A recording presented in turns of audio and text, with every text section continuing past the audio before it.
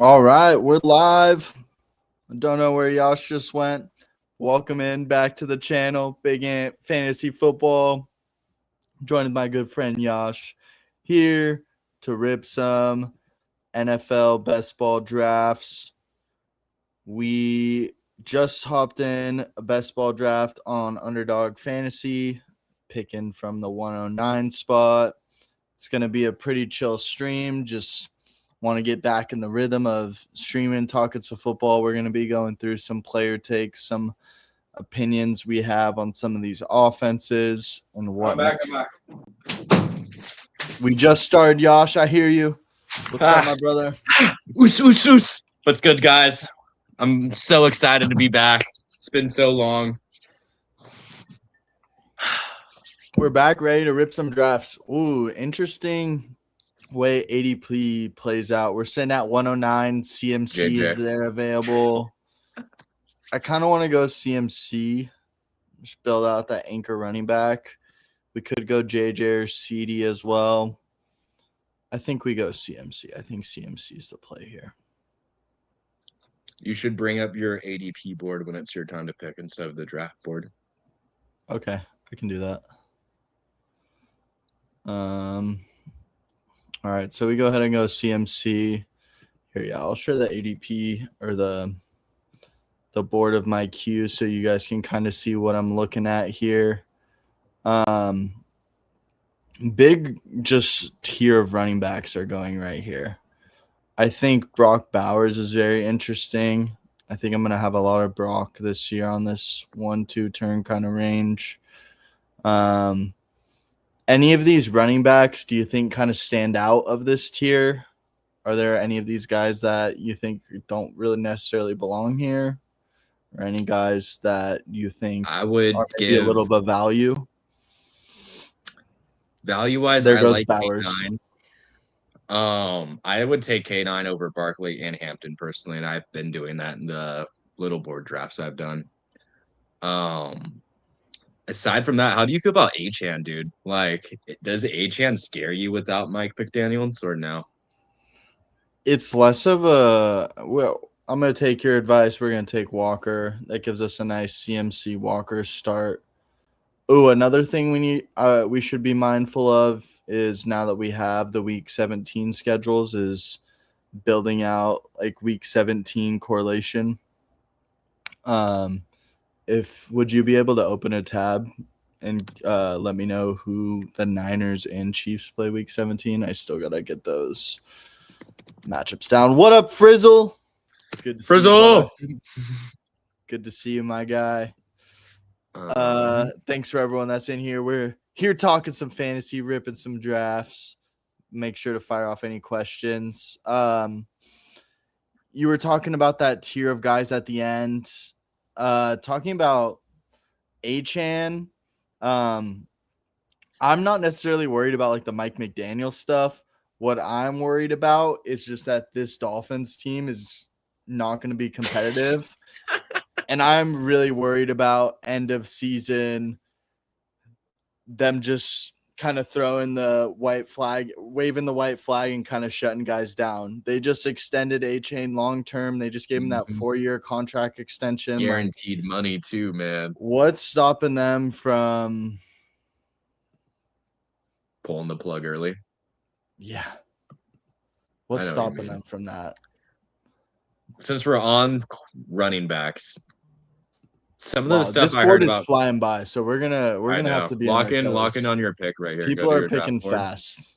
I like Smitty here. I like Olave here. Do you like T-Mac over Higgins at all or no? Not really. Fair enough. I also like going Javonte and just loading up on my running backs because I feel like running back gets pretty gross ugly in these, but I do think we need an anchor receiver. So let's go Smitty. Definitely banking on that AJ Brown trade, right? Yeah. I'm going to queue some guys on these teams. Do you have the week 17 matchups? Yeah. So it's going to be 49ers versus Chicago week 7. Bears? No, this is a lie. This is the 2026 That's schedule. last year. Yeah. I was like, I remember that game.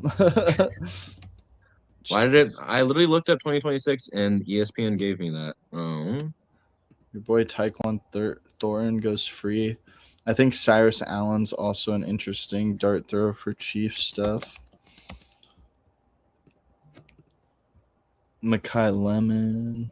I think it's Eagles, 49ers, and Oh, Mando, what's up, brother? Good to see you, my guy. Chiefs, Chargers, Eagles, 49ers, I believe, for week 17 this season, according to NFL.com. Chiefs, Chargers, you said? Yeah. And then what was the other one? Niners, Eagles. Niners, Eagles. Okay, so then that Smitty pick kind of worked out accidentally. What are we thinking here, Yash? We got 10 seconds. We can go Charger. We can go Lad. We can go Mike Evans. I like Lad. Lad over I kind of Mike. like Scatabo too. I also like Loveland a lot. Oh no. Well, we took Mike just because I had my I didn't have my queue set up right. So unique team. First stream back. No, he actually goes around this range, so it's not that bad. But we'll take it. We'll take some Mike Evans. I think I'm yet to get a share yet, so why not? I'll go back to this view while we wait. People are flying through these picks. I know, dude. We're in like a sharp league right now or something. Whatchamacallit, though? K9. Yeah. One of the problems I heard about K9, right? He's not going to get the touchdowns. He's not going to get the goal line touches. You know, they like throwing in the end zone. This is true when Rashee Rice was active. That's mainly the reason I was wrong about Rashee Rice last year, right? Like the reason he was like high key eating was they're like, oh, we're in the red zone. Give him a check down and let him run in. Like that's damn near what they were doing in the red zone. Screen to Rashee Rice, quick slant to Rashee Rice. Kelsey's always a red zone threat too, though. K9 is a good running back, probably the best running back they've had in like 5 years. Okay. B, Rashee Rice might not even be playing. So should we be higher on K9? Like I was already telling you, I'm higher on him than I am Hampton and, low-key Achane, or I would tier him very close to Achane. How do you feel about that? I just don't know if Walker necessarily fits the mold as like a consistent goal line back, right? Like we know the Chiefs have liked Kareem Hunt on the goal line the past few years, despite having Isaiah Pacheco's a fine short yardage back. Like he's just as competent to stick his nose in there and pick up a yard at the goal line. But the Chiefs showed they loved Kareem Hunt in that role. So what's stopping from the Chiefs to just bringing back Kareem Hunt as the goal line back, That's what Frizzle's saying right now too. I do like Walker quite a bit, but it might sound hypocritical because we took him on this team, but I am just kind of a little weary of he's never been a real pass catching back. Lock in on your pick, Pookie. Yeah. Bring up that draft board too. Let's go 2, and it wouldn't be a Ant 2026 draft without me picking up Bayshall 2, and probably going to be one of my biggest stands of the season. What do you think about Montgomery going before Judkins and Price and Tootin? I think I don't think it's horrible. Like he's probably going to be the lead back in Houston this year, but I do think I prefer all 3 of those other guys to him. Like, what am I looking at? And he's pairing that with Henry. This guy's on Unk RB trade, bro. I'm debating some Jordan Tyson. Debating Jaden Daniels. Hurts. Marv also feels pretty nice. I don't understand this big of a stance against Hurts. Like I get he had an underwhelming season, but I feel like fantasy like drafters are always like overreacting to like mid seasons, bro. I think Marv's a good pick here. I'm gonna go and get Marv. I don't think Marv and good pick should belong in a sentence, but to each their own. I think this is the year, man. Frizz take Chris Rodriguez solidifies RB1 this season. Honestly, Frizzle, I got a Chris Rodriguez share, so I don't even hate that, bro. Let that man eat. Let that man eat. I just think it's Tuin's backfield, man. I mean, the Jaguars have shown us they like Tuin. I don't think they would have let ETN walk if they weren't big on what they think Tuin could be. They drafted him high last year. They drafted him a little higher than consensus was on him going into the draft. During the playoffs, he was getting looks. He looked good with those carries. I think Tuin's what his five carries a game at the end of the season. He never broke 10. He broke 10 carries like one time. Yeah, because ETN was still the lead back, but they were still mixing it in, right? Mixing him in a little bit, right? I think he got hurt too. Was getting I want to say he got hurt. There's a couple of backs like that I'm worried about this season. But if Kyron got let go, we'd be all in on Blake Corum, right? Like that's true. The thing is, like, they let ETN go and brought in Chris Rodriguez. We know Chris Rodriguez isn't the replacement to ETN. We know it's going to be Tuin. Like, sure, Chris Rodriguez might take some goal line touchdowns. Trevor Lawrence might also take some goal line touchdowns. But I just think Tuin's going to smash this year. I'm just big. We were talking about before stream, but one of my biggest stands is going to be just on this Jags offense overall. I'm also very intrigued by Parker Washington and what he did down the stretch last year. Go Purdy right here, right? Purdy? Or is it too early for Purdy? What's his ADP?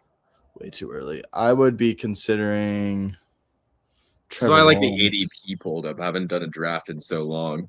I think Trevor Lawrence here's interesting. We could also go Michael Wilson, double up on. I don't like Michael Wilson. We're going to go T-Law.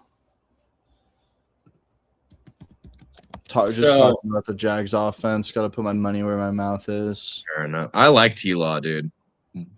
Yeah, I like it. If you want me some money last year, not a lot of money, but you want me some money. You want me like $10. I think T-Law is a real good pick this year. I feel like people are kind of forgetting just how productive this Jags offense was down the stretch, and that was just the first year with Liam Cohen, and we saw as the year went on, they got a lot better.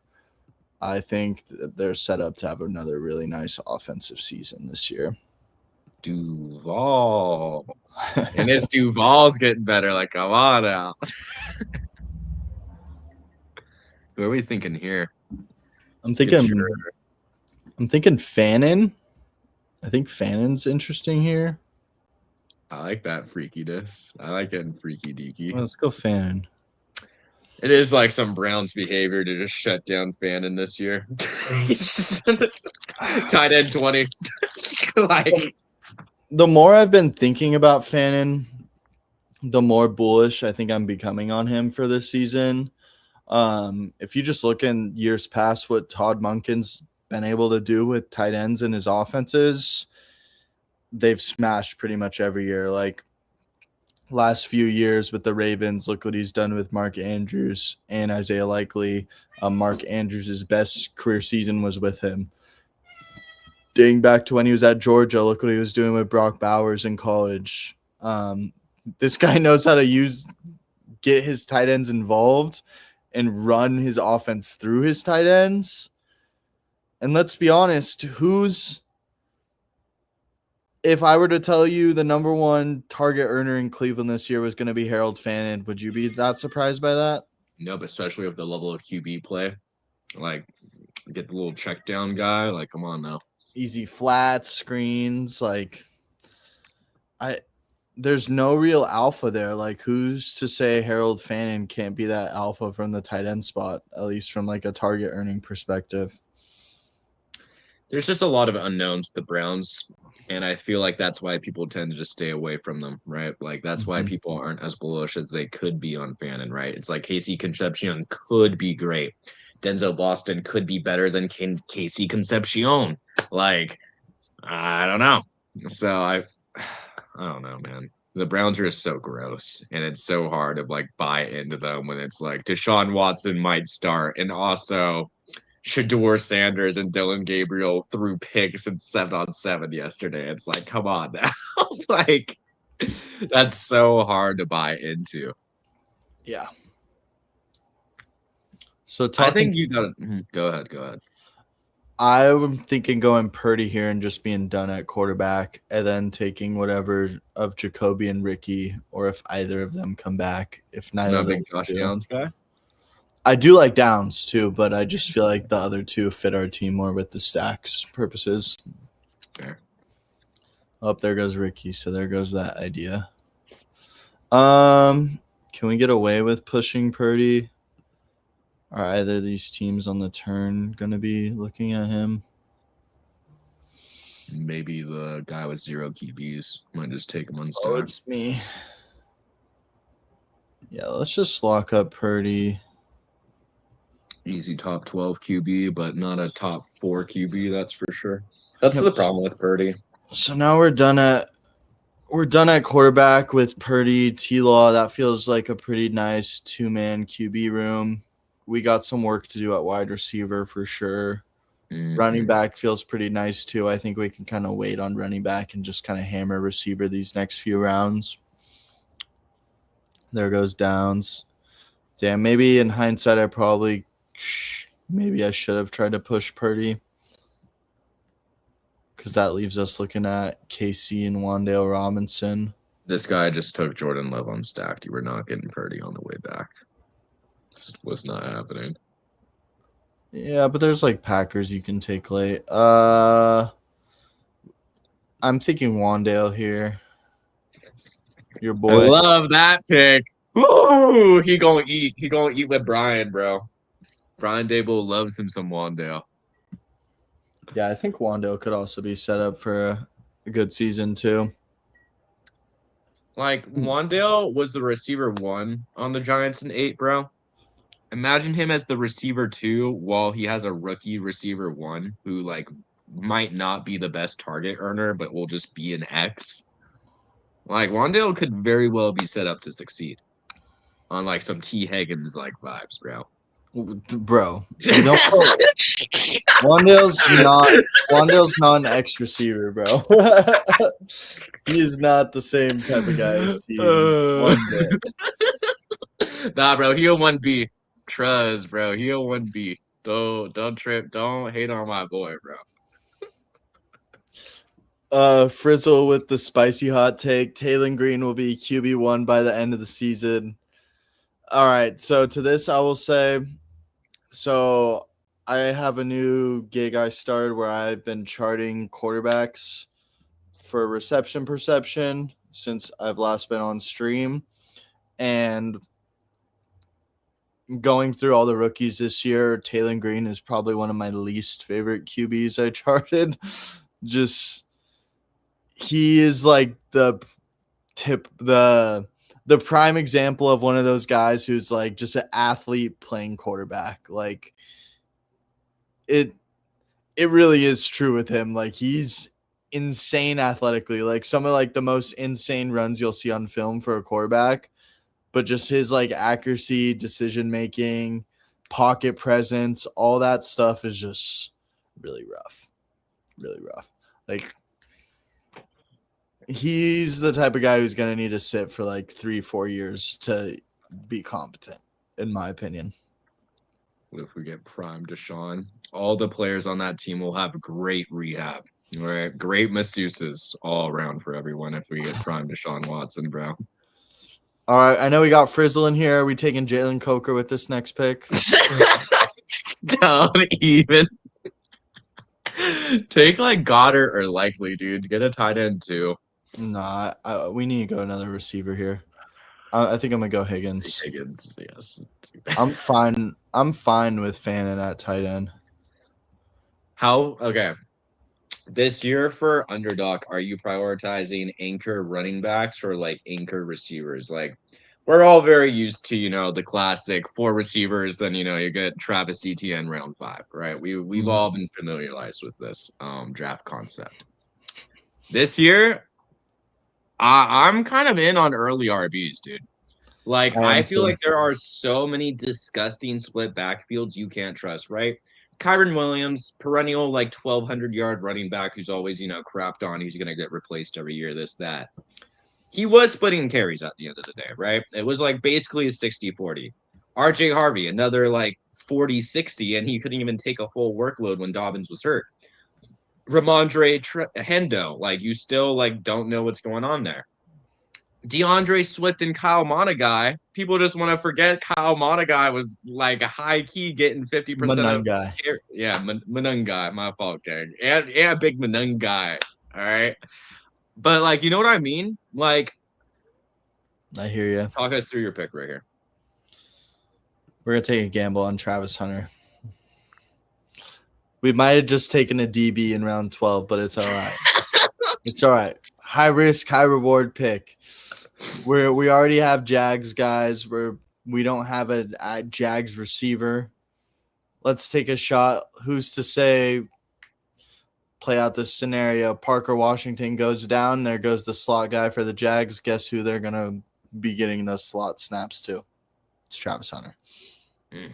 They're not just gonna completely go away from him on offense. I'm sure they might kind of tone it down per the reports saying that like he's gonna be more focused on defense, but I doubt a player as talented as Travis Hunter is just completely removed from the offensive game plan. Especially considering the capital they gave up to get him. Yeah, and especially too considering the format, like this is best ball, right? We don't have to pick our starting lineups every week. Who's to say Travis Hunter like scores a touchdown in the playoffs? Like Travis Hunter could be like the type of piece that not many teams have that advance because let's say like he's not really playing much of a role in the regular season, but then hey, an injury comes up and he gets more offensive snaps come the end of the year. Scores a touchdown in week 17, low owned in the playoffs. I don't know. I could see that. I can definitely see it, dude. I can definitely see him for sure getting a couple of 20-point games. You're not sitting in your lineup, like you said. And I see him as being like the big time, big play guy in the clutch, like down the line. Like maybe we don't see him, play 40 snaps a game, but maybe the 20 snaps he plays, 15 of them are actually routes and he's getting targeted on 5. Like that's kind of an insane stat to throw out there off the dome. But like I could see him being a gadget guy. I could see him just being like, yo, like we're down 2 touchdowns. We need a spark. Mm-hmm. Put it in Hunter. Like, I could see that happening. You know what I mean? Totally. I'm with you. And I don't hate that in best ball. I rip Jalen Naylor.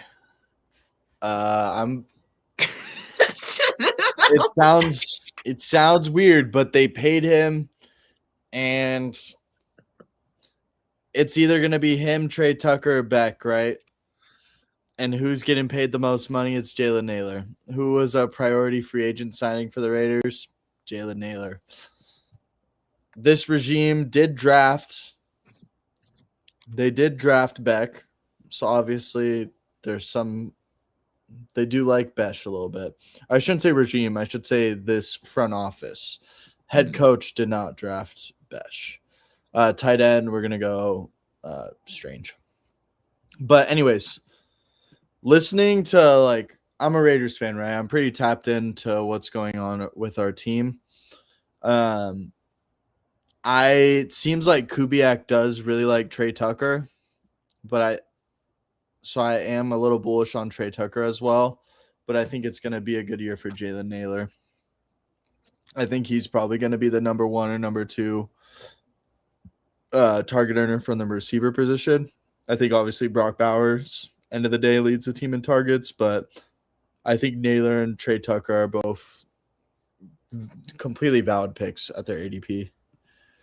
Crazy, no one except me that can see T-Mac as a bust and Jalen Coker is going to be the true wide receiver 1. What do you have to say about that one? I hate believing in Jalen Coker, bro, because I honestly do think he's like at least the receiver 2 on that team. Like I genuinely believe, like talent-wise, he's the second best receiver on that team. Mm-hmm. But it's like there's just so much clutter. Like you got this Chris Brazzell guy. Like I already told you how I felt about him in our 1 QB league, where I'm like, care if this guy breaks out, right? Like what is he gonna do? Tet is obviously like they're invested in him, right? Like we shouldn't blame them for that. Xavier Legette just randomly eats into like the workload of Jalen Coker from week to week. And then I'm pretty sure they have John Mechie now, who like isn't a nobody, right? He's a guy. He's a guy with Mhm. talent. So it's like it's annoying to bet on a receiver who should be receiver two, but gets treated like a receiver. It reminds me of how I felt about Devin Duvernay and Paris Campbell, bro. Like that's how I feel about Jalen Coker. It's like, I think Coker has shown a lot more though than those guys ever did. yeah, those two are just my delusional players I wanted Like, to root for. I think Coker's shown he can be a good NFL wide receiver. Like in the playoffs, that game he got against the Rams, like I'll say it, he was pretty damn good. Like, yeah. Even coming out of college, like on his rookie stuff, I was like very tapped into like rookie sleepers. He was a rookie sleeper, bro. Like people had him in their sleeper tier. Like he's not like a nobody with zero hype. Like he's a guy people like. I say we go Taquan Thornton here. I mean, we were talking about it pre-stream. I think that dude, he's better than Worthy. I think he's better than Worthy. I think he's gonna be the receiver two Hang on on, this team. hang on. We got to go running back with this pick. You're We can maybe take Taekwon as a last round dart, but we got to go running back yeah, here. yeah. We're still like 170. I like the Tank Bisbee handcuff because Saquon Barkley's injury prone, but we can go more questions to the table, I guess. I guess we can just not listen to Yash here. We can go tank on the other way. Sorry, No, the you're time was fine. ticking. I had to get my guy. I can talk through why I like Mike It's your Washington. draft, bro. I feel like Mike Washington too fits. Oh, there goes Tank. So never mind. My bad. You can pick the next running back. Don't put that on me, bro. These are some bums left, bro. Katron Allen. Your guy still sitting Sean there. Tucker, Katron Allen, Braylon Allen. Pick one of those three. That's who I'm in on. Let's go Sean Tuck. Especially with all the Bucky Irving news I'm sure you guys have seen. Mr. My shoulder still hurts. Mr. My mental health still isn't great. How do we feel about Bucky, bro? Like, My hot take is I think I'm more, let's just say this. I'm more optimistic about Bayshal Tutin's outlook this season than I am about Bucky Irving. what can you Say look that up what Bucky's with you, bro. ADP on me? So you look up Bucky his- went pick 41 in Where this does draft. Gainwell go? Gainwell goes 1008, like around the I'd pick way 100. rather have Gainwell for the price, like price point. Me What do too. you seriously think the difference in fantasy points scored between these two players is? Like 20, 30, 40? And we're talking a 6-round difference? Yeah. Like it doesn't make sense. I'm already overweight on Kenneth Gainwell, I'm pretty sure. But like, it's sure Bucky might be fine. But even if he was fine, Kenny Gainwell is getting paid a bag and coming off the best season of his career.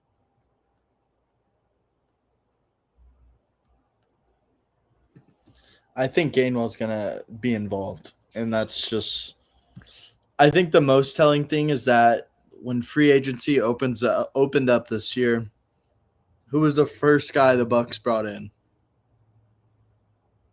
Kenneth Gainwell. I think that's very telling. I think that show and who they let walk. They let Rashad White walk. I think they're looking at Kenneth Gainwell as, okay, this guy's just a better version of Rashad White. Dude's a dog, bro. And you're telling me in round pick 100, you're getting a running back that not only is he, let's just say he's the pure backup to Bucky. I would say he's a premium handcuff. You looking at the fact that Tyreek Hill just went? I'm looking at the fact Anthony Richardson just went as the QB3 Whoa. on this guy's team. Whoa, yeah, I did not see that. Like, what are we doing? All right. I'm not a big Singleton guy, but he's just sitting there 25 picks past ADP. Like, this is probably the time to take Singleton, I guess. I gotta blow my nose. Hold up. And then we can round it off with Tyquan Thornton just for you, Josh. But that might just be a wasted pick. I feel like we might be better off using it in another position. I feel pretty good about this receiver room. Actually, no, with the Travis Hunter stuff.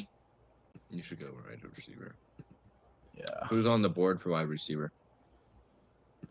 This is the wide receiver. Boutte, Cup, Fields. Don't hate Cup here. Don't hate Horton. Don't hate Pat Bryant. Tyquan Thornton, the GOAT, still there. Skylar Bell, not a horrible The fact pick. that Noel, Jack Besh, both There's go a to lot of slate. nice sleepers for a receiver. I think Brendan Thompson's kind of an interesting, upside spike week sort of pick. Tez Johnson shown he can produce. I'm not getting the too. Brendan Thompson hype. I don't know what it is. I just don't get it. I think the Brendan Thompson hype, put simply, is really fast guy in a McDaniel offense. And people see the frame. People see the frame and they're like, Tyreek Hill. I prefer Kyle Williams in this range. I took a lot of him. I sent you that a while back. I was taking a lot of Kyle Williams before Romeo Doubs got signed. We took Thornton. Someone sniped you, or you took Thornton? No, we took Thornton. I'm gonna hop in another one of these. Eldell Beckham Jr. over Tyreek Hill. There, I said it. I don't care. With the Rice news, do you think the Chiefs pick up Tyreek Hill, run it back? That would be such a Chiefs thing to do, bro. We were just talking about the Kareem Hunt stuff, before stream started. Yeah, we want to stay far away from this guy for 5 years until the heat dies down. All right, bro. Yeah, they're like, we're above people that hit women, the Chiefs say. So they cut Kareem Hunt. And then 5 years removed, they're like, you know what? Come on back. We need you, little bro. So stupid. Tyreek Hill? No. You're a little too aggressive. You're bad look for the team. Hey, bro, oh, we need you now? You want to come back? You want to come back for the low, for the cheap? Yeah. All right, we just hopped in another draft. We're ripping the Dash Hound draft, I think this one's called. The Dash Hound, the one that's $8 for entry max. Just a little easy one to max out. We got California just a draft, bro. Yeah, you got it, dude. This is my third one of these. We'll do this one and then one more and then call it a stream, I think. Sounds good. Like a good plan. Let's get back on Tyquan Thornton. Let's get back to that conversation. Oh, yeah. You talk your Tyquan Thornton. I'm just in on him. The fact they moved off of Hollywood Brown and not Tyquan Thornton when realistically they probably cost the same to re-sign. The fact that Tyquan Thornton was making impact plays when he was given the opportunity. The fact that when Tyquan Thornton was in free agency, he's like, yo, I want to go to somewhere that's going to give me a chance and opportunities to thrive and whatever, right? Sounded like a 5 target per game kind of guy, plus Rashee Rice news, plus the fact I'm not bullish on Xavier Worthy. I'm not. I'm not seeing the upside. The upside is he's first round fast guy, right? I think here finished and then I'll say my thoughts. Really, that's the thought process, bro. I'm just gonna start regurgitating the same stuff I said at this point. But I'm just not in on Worthy. I feel like he had a chance to show what he can do as a receiver one in this offense, and he failed. So that I would disagree a little bit, just because I think that his rookie year, Worthy definitely showed flashes. And I think last year was just a really bad down second year. And we're kind of just looking at that last year as, okay, that's the guy he is. But he just wasn't healthy, man. He hurt his leg early on in the season. All reports kind of say, he wasn't the same guy. He was kind of just playing through it. I know I haven't watched the film really personally on the Chiefs yet. I'm yet to chart Mahomes from last year. But I know Hayden Winks on his show was saying, Yeah, he just doesn't look like the same guy. He doesn't look healthy. And we saw at the end of his rookie year. I mean, I can read through these game logs right now, but let's look at week 15 onwards his rookie year. Week 15, 11 targets, 6 receptions, 46 yards, 13 and a half fantasy points. The week after, 11 targets, 7 receptions, 65. Week after that, 9 targets, 8 receptions, 79. He was getting about 5 receptions every game, was getting in the end zone as well. Finished it off with a 30-point game in the Super Bowl, but they lost. I don't know. I think Worthy's a good pick right now with where he's going. He's going around like the pick 100 range right now. Yeah, that's like especially with the Rashee Rice stuff. I think he's interesting. I do think the Tyquan Thornton shout is good, especially with like this. Yeah, I've definitely ball. like over exaggerated it to an extent, guys. But like that's how you gotta be with your dart throws, bro. Like you gotta be like delusional. I feel like when you're taking a guy like last round, I want to be able to like tell myself a delusional story where it's like, yeah, you have to have that argument with me. Unfortunately, like, is it a weird argument to have with Tyquan Thornton, the mid receiver that the Patriots drafted, and the Patriots always draft mid receivers? Like, yeah, it's a weird conversation. But at the end of the day, Xavier Worthy is undersized. He's like 160. All right. I weigh 160, bro. Like, I fell at work and like my back be hurting, dude. I don't want to know what getting hit by a 250-pound linebacker as a 160 guy feels like, right? Like, Definitely Tyquan Thornton's would not feel great. 6'2", what is Tyquan Thornton? 6'2", 180, 185. Like, he's not much bigger. Hey, bro, he's speedy too, and he's got size. Yeah. Tyquan and he's Thornton not can as go. injury prone. Yeah, and I think the Thornton stuff is interesting because, like you were saying, he did show that last year he can produce in an NFL offense. And we obviously know the speed's there. And then in like this best ball format where you don't have to worry about starting him every week, he can give you a couple spike weeks. Like he can catch a deep bomb. Yeah, I think he's a good pick. He's basically free in drafts. Mm-hmm. What do you think about Cyrus Allen? Do you know anything about Cyrus Allen? I'm not big on him. I haven't done any research on him or Jalen Royals. In my eyes, they're both just like bummy receivers. So Matt Harmon actually really likes Cyrus Allen. Like his like stuff on reception perception like really pops from like a route running perspective. And he's like, I've listened to him say some really good things about him. I personally don't know a whole bunch about him, but 5th round receiver to the Chiefs that some people who are really sharp about their wide receiver analysis like I'm kind of in on that. He's also free in drafts, so an interesting name to be aware of. We haven't talked about it on stream. Tell me about how you feel Tank Dell versus Jalen Noel. Tell me how you feel about that. Yeah. Since we're talking about just like weird receiver pricing, let's start there, bro. So yeah, me and Yosh were talking about this a little ahead of stream, but we both strongly disagree with Tank Dell going ahead of Jalen Noel in these drafts.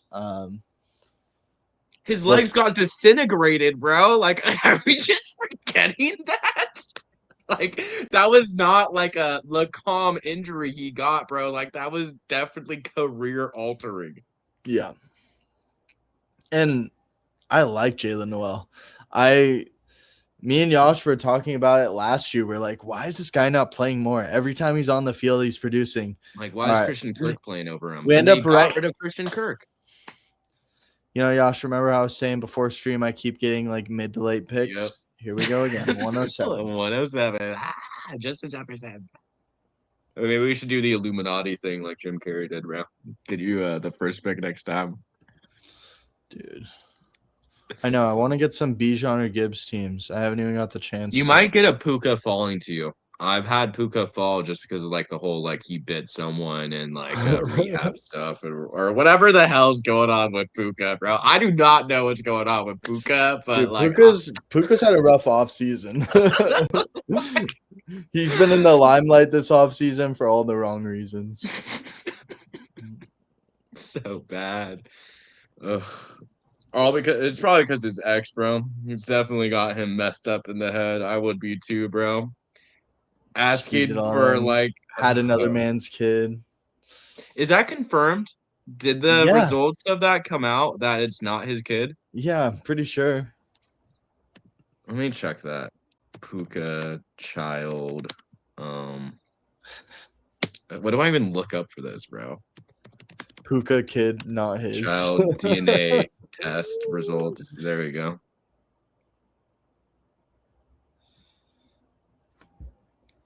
I'm hoping we can get one of Puka or JSN just so we can get a little bit of a different build, but probably not going to happen.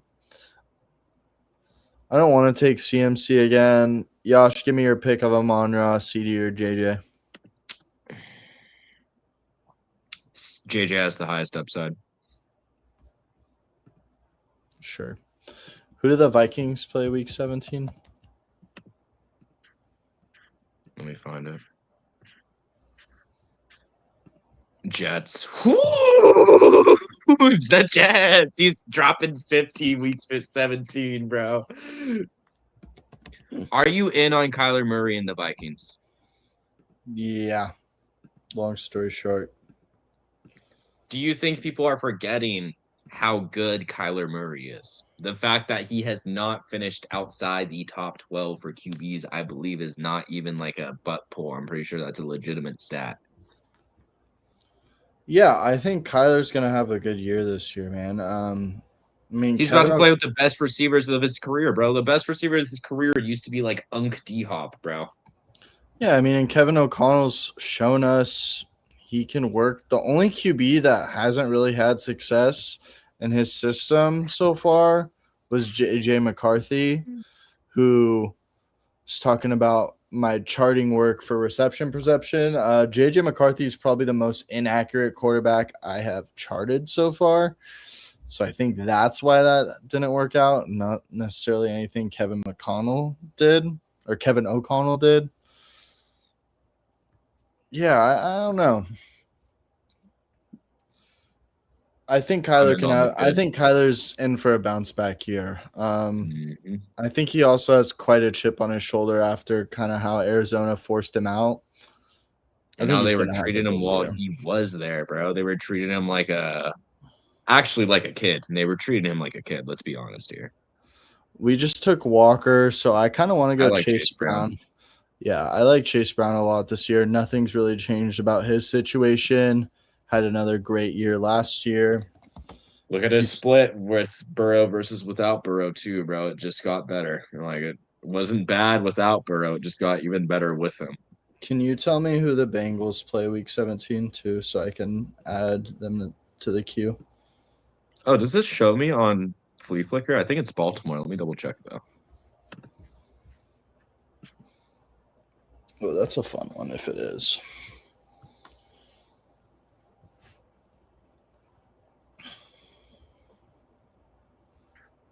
Yeah, it's Ravens. Thursday night football. Nice. Damn, Flea Flicker already updated that. Nice, dude. Wow. They're on top of it.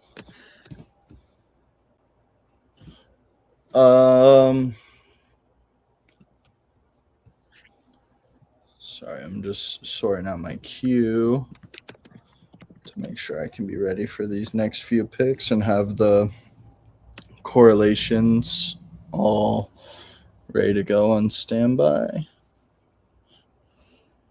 Damn, dude. Flea Flicker really do be tapped in to be doing all that. That's nice.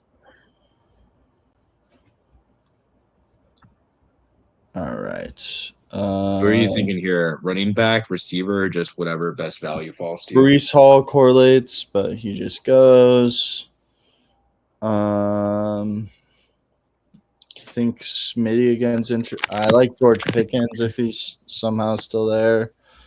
I think ETN's solid pick too. I like all these next kind of couple RBs here. Between ETN, Kyron. There goes Pickens. I kind of like Javonte more than I like ETN and Kyron. Really? Yeah.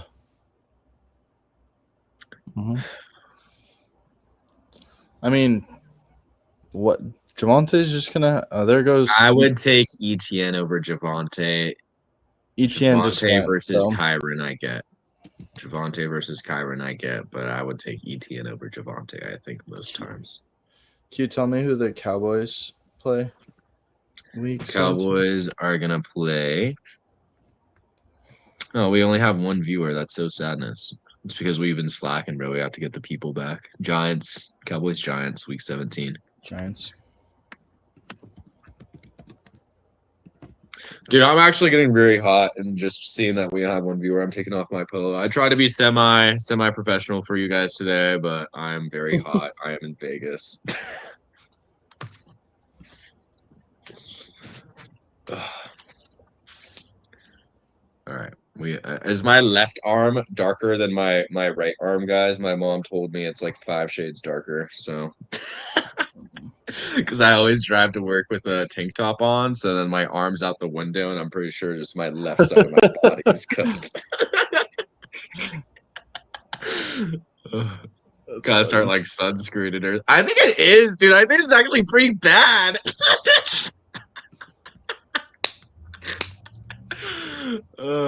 Guys, take notes. Don't do that. Do not drive to work with a tank top on. It's just you're gonna be like half and half, bro. It's not good. I'm liking Scat and just getting that third running back. Are you at all scared to buy the dip on Rashee Rice right now? And what is that dip for you? At what point do you pull the trigger on him? I am a little worried about Rashee Rice just because, I mean, apparently he just got another surgery to kind of fix some like lingering issues, which that begs the question, okay, like how serious are those lingering issues? What's that rehab process look like? And especially now, what does that rehab process look like now that he's going to be in jail the next 30 days? He's going to be really able to lock in on that rehab, bro. He won't have anything else to distract him. Good one. I don't know. I don't know how that knee's going to recover. I don't know. I mean, who's to say the Chiefs aren't just kind of like pissed off at him for like, dude, you keep doing this stuff. Like, who knows? I think these receivers in the 4th round are more appealing to me than Rashee Rice is, given all the questions. Like, I think I would prefer Egbuka to Rashee Rice. I think. Let me ask you this. Let me give you an easier question. Can you rank me? Because I think Devontae Smith, Chris Olave, and George Pickens are in a higher tier than everyone else from pick 3.8 to 412, let's say. How would you rank those receivers? Aside from Pickens, Smitty, and Olave. Because I personally think they're a tier above all the other receivers, personally. So rank Rashee Rice, Tet, Wilson, McConkey, Egbuka, Burden, Evans, Adams, Waddle. And I think McLaurin Moore deserve to be in like a different, like lower tier. Tier. Hang on, let me make my focus on your pick. I think that's like a interesting tier of receivers where I could see like Egbuka above McConkey, for example. Or I like the Odunze value here in round 5. Oh, I love Odunze after Burden. I don't know. Another weird ADP thing, guys. Why are we putting a Burden over Odunze by a full round? That makes no sense. I think that's just kind of the BestBall slappy take. Like it's the same as like Tank Dell and Jalen Noel. Like we were just talking, like, why are we putting our tinfoil hats on, guys? It's not overthink these picks. I think people just don't like how Odunze finished the year. and they like how Burden did. I think it's a little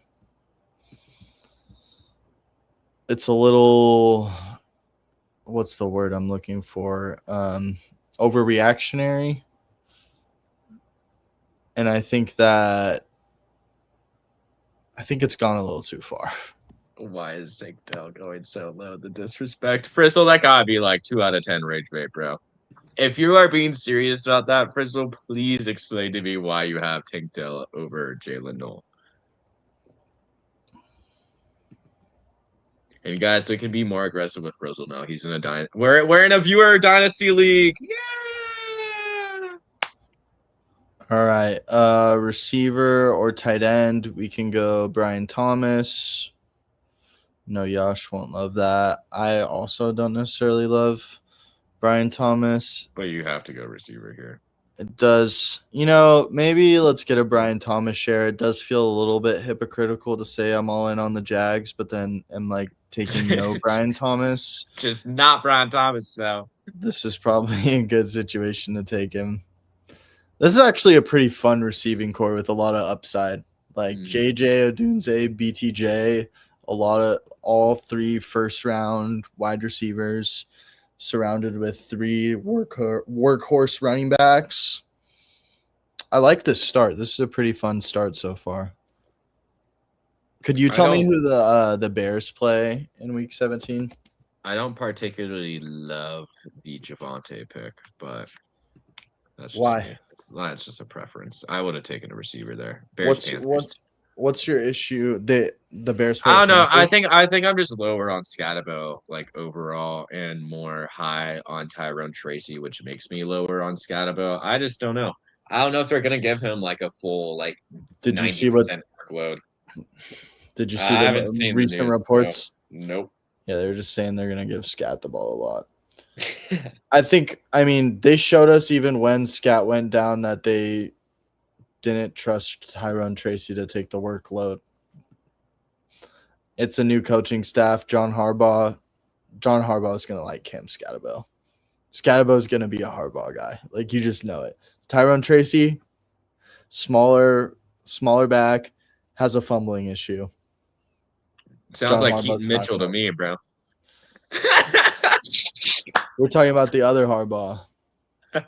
Yeah, I'm talking about John Harbaugh group too, bro. Henry Mitchell. Come on now, give me some Scatabo, Tyrone Tracy. Come on now. Nah, different type of back. Wait, that's actually hilarious that Keaton Mitchell went from one Harbaugh to another. Yeah, it is pretty funny. I didn't even like. Well, it probably means that John Harbaugh is telling Jim like, "Yo, bro, this guy's the dope. This guy's a good back." I'm really hoping. I'm not even gonna say it. I don't want to put it in the universe who I want. They're just like at their family dinner. Yeah, man. Like I'm leaving the Ravens, but like that guy's a sleeper for sure, bro. What do you think? We haven't talked about the Packers much at all. What do you think of Tucker Kraft going this early? We're gonna take Caleb. What is this early? Where is he going? He is going 80. He's the next tight end on the board. Tight end 5, ADP pick 80. I don't think that's early.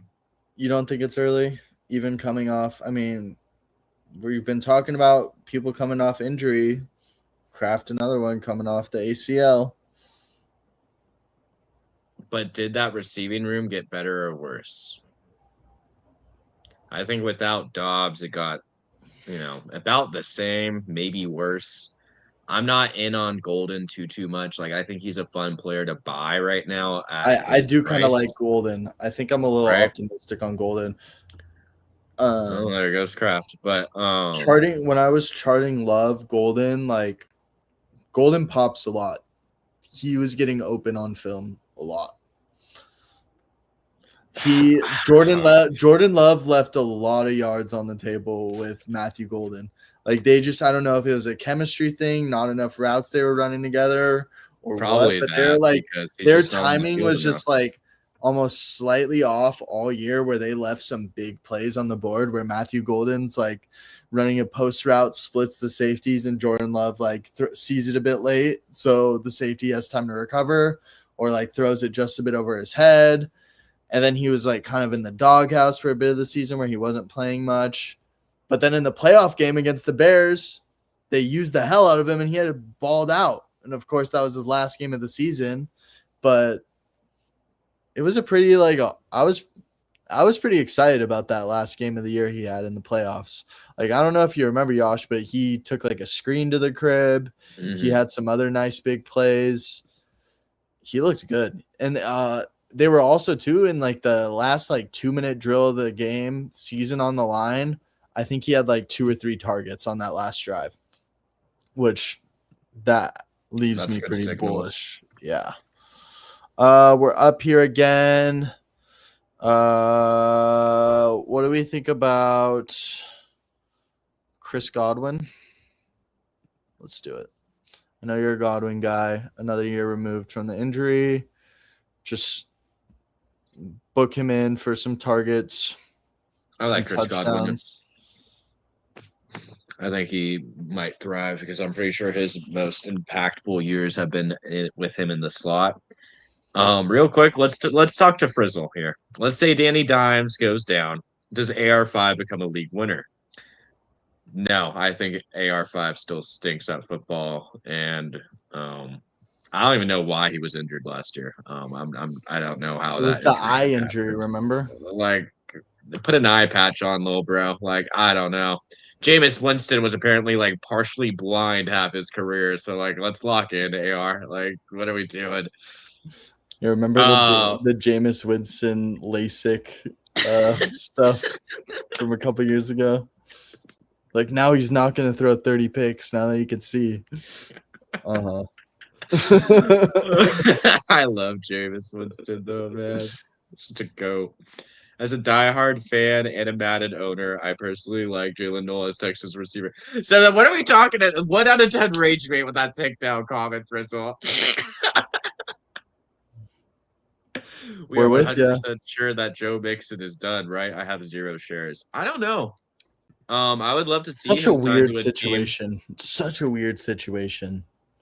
There goes Worthy. In hindsight, I think I would have preferred Worthy to Godwin. Higher upside, yeah. But I don't know. Godwin's I can see him averaging 16 to 18 points a game. Weirdly. I think we waited too long on tight end to where it got pretty gross now. Who's that tight end? Kittle's still there. I think we take Downs here and kind of go from there. Freaky. I like it. I like Josh Downs. I like Josh Downs too. Especially with Michael Pittman gone. I don't think Downs – last year he just was a part-time player, which is why we saw the dip in production. He wasn't playing in 2 wide receiver sets, which I don't see why he can't be more involved now. I think Downs is a pretty good player. Mm-hmm.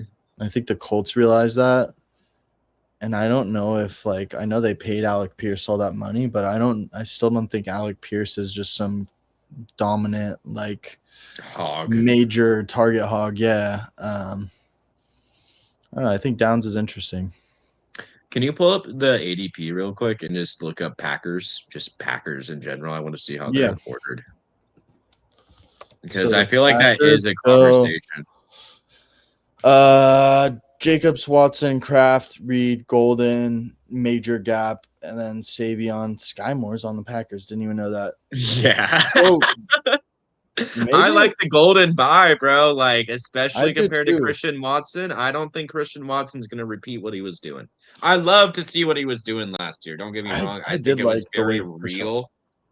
I just don't know if he can apply that with Tucker Kraft there. You know what I mean? Because Tucker Kraft is a focal point of that offense, dude. I don't know if Christian Watson still has that role. But Watson's it's not like Watson was getting used in screens and stuff. Watson was kind of just all downfield stuff, right? And I think Kraft is more that short. There goes Golden. Damn, I was hoping we could get him. Yeah, I was dude, come on for the stream. we were talking about Gainwell. Is this a team to go Gainwell? Do we take the upside swing on Kittle? I think you're cooked at tight end if you don't take Kittle. But I do love me some Kenny Gain. I think we're pretty good at running back. We do have the need at tight end. Let's take the upside swing on Kittle. Maybe we can handcuff it with like a Tonjes pick later, just in case Kittle is not ready for the start of the season. And we can also take another tight end like relatively soon, like maybe one of our next picks. We can get like an Isaiah Likely or something like that. I do like Isaiah Likely quite a bit. How do you feel about TJ Hawkinson? I hate him. As he's in your queue. Oh, it's just because I have the Vikings queued for the stack. Did Kyler go? Yeah, he's probably been gone. Yeah, we're kind of toast at second quarterback. What do you mean, bro? Get Malik Willis. At least he's high upside. I haven't been taking any Malik Willis. I don't think he really is high upside. Like that offense is just gonna stink. He's got rushing upside. I mean, like at the end of the day, when you're taking a late round QB, would you rather take a Jared Goff or a Malik Willis? You know, do I want a QB 16 or a guy who can give me a couple of 25-point weeks? The thing is, I already feel pretty good about like Caleb. I more need like a security in my QB too, just like someone else who, if like for bye weeks and if Caleb like were to get hurt or something, I could just kind of have like a stable presence. CJ Stroud. Yeah, Stroud might be a decent shout. You can like stack him late with what's his face, Jalen Noel. I think Sam Darnold going so late, even after what he showed us last year, is also a little interesting. Yeah, Gainwell pick 120 is just such a smash, man. Oh, what are your thoughts on Jonathan Brooks? I don't get it. Dude, I think he's sneaky, man. Like he's been fully healthy for like the last few months now. So he's actually like going into a season healthy. Oh wow, we were considering Gainwell for the last pick, and we get him with our next one. Love that.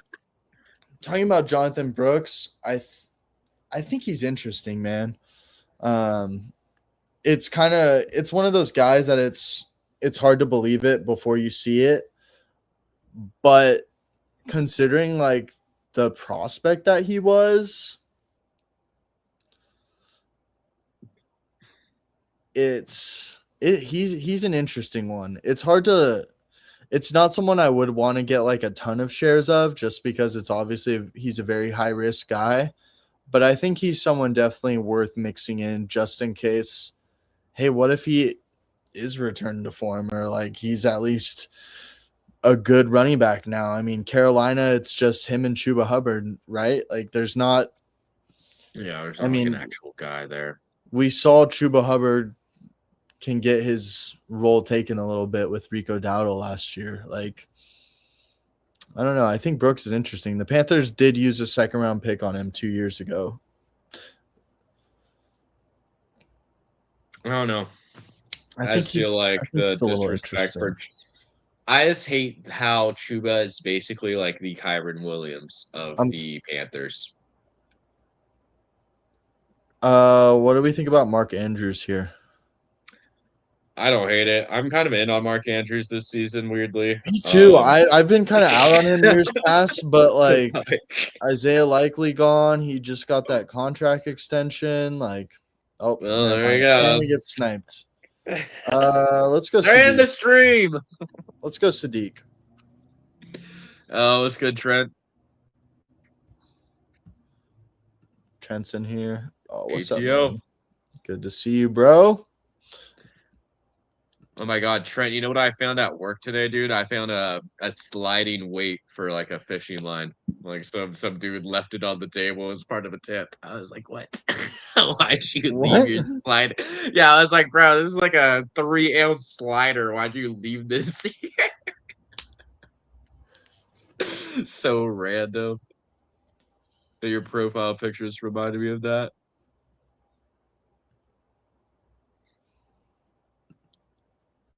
we were just talking through Mark Andrews. I think I've already talked to Trent about it, but I'm in on him. I mean, I think all the signals are there that they're trying to give him like production. Receiving room. It's still just Zay Flowers and fourth round guys. I don't care if we thought Elijah Surratt was, first round talent. I don't care if we like Ja'Cory Lane or the hell that guy's name is. I don't care. Like, dude, Devontae Walker was a fourth round pick like 2 years ago or a year ago. He's a bum. Like, you don't like Jacoby Lane and Surratt?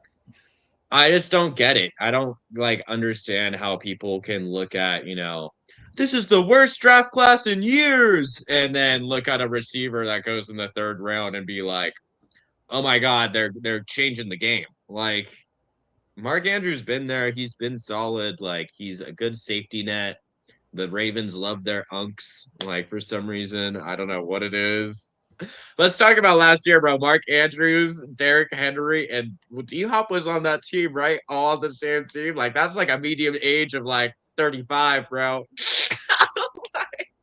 All right. We've been boxed out at quarterback where literally everyone else is gone, where people are like reaching.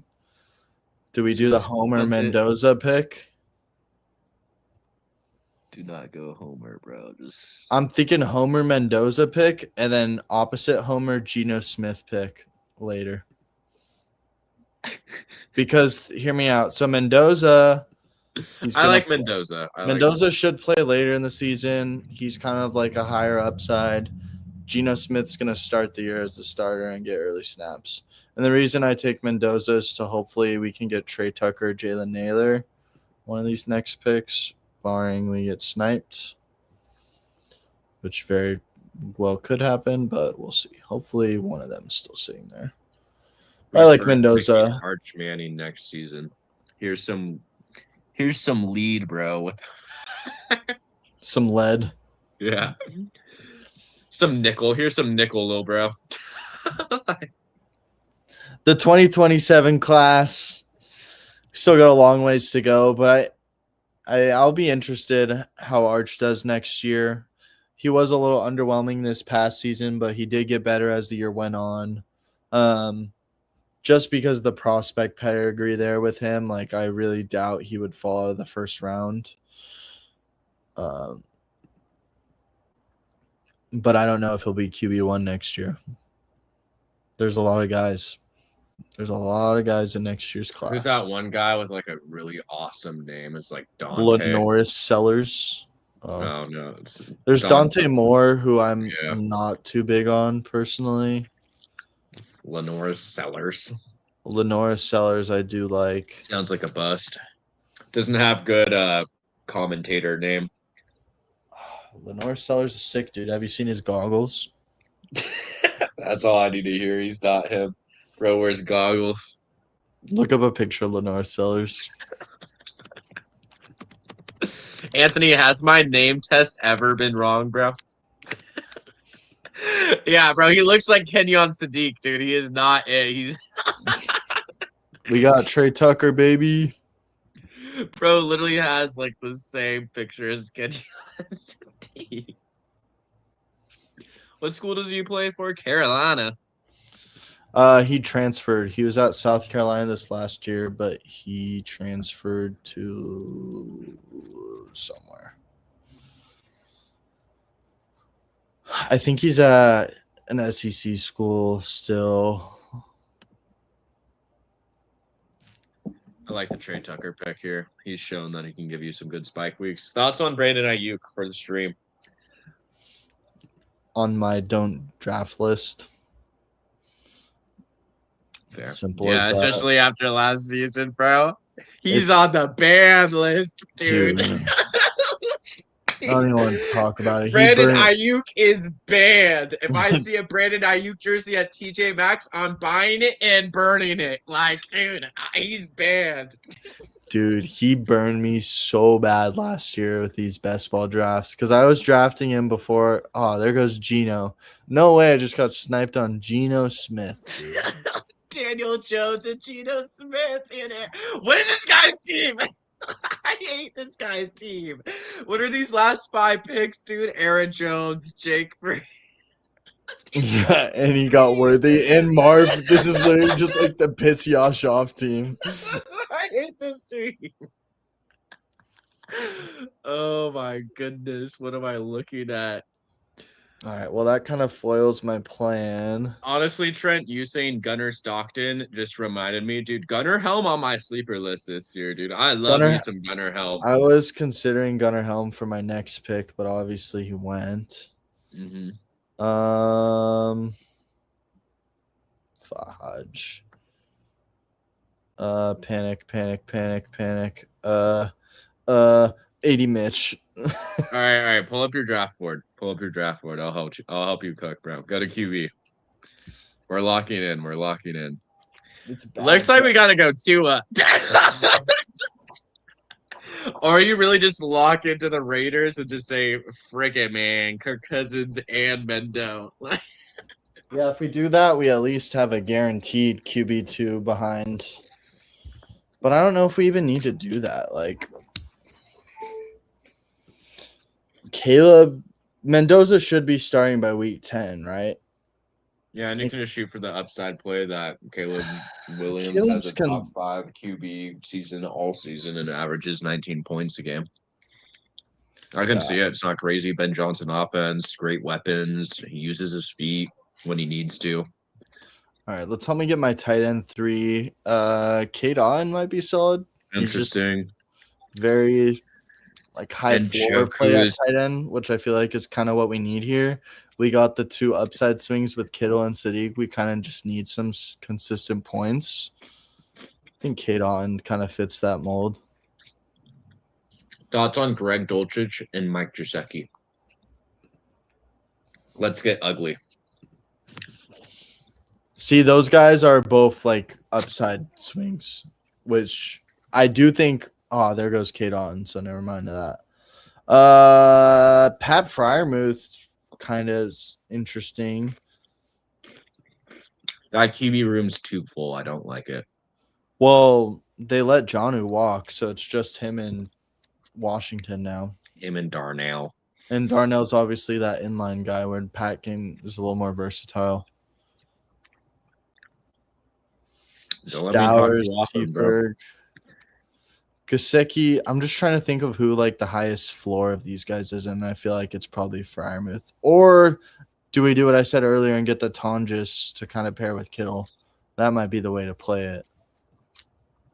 Honestly, yeah. Kittle's like injured every season, it feels like now. Well, and he's coming off the ACL, so. And he's old as dirt. Yeah, let's go Tonjes. Get that little SF tight end room locked up. Now we got 2 more picks. We only have 4 running backs, so we should probably get 1 more at least. But I do feel really good about this running back room. I don't think you need 1 more. Honestly, with a team like this where you have 4 solid guys, what's even the upside play in getting a 5th? Just to help get through like bye weeks. Or if like your bye weeks. Because if an injury happens, like you're pretty much dead. I like going light with running backs sometimes, especially when you have like 3 actual hogs. Like at that point, if those picks don't hit like you expect them to, your team's already dead. That's fair. You know, like wouldn't you rather cover for like Brian Thomas being a dud, Chris Godwin getting injured, Josh Downs not playing in 2 receiver sets for some reason because he's like too small or whatever logic they want to use? Like that's how I view it. Sure. Your QB room is butt. Like this is probably like a 3 tight end, 3 QB kind of team. Like I don't know. Well, we're good at tight end. Wide receiver, I think we need 1 more wide receiver. I think I would prefer to go a 5th running back over the 3rd quarterback. You do you, King. But I need your help to decide which wide receiver. Tyreek. Nice upside play, especially this late. Could be a dud. Scroll. Branch. Branch might be a good play.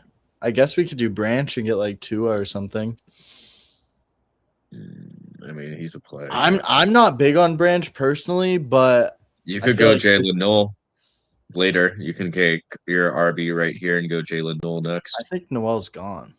I don't think he is. I think he's like actually 215. Oh, he is. All right, we'll go Noel then.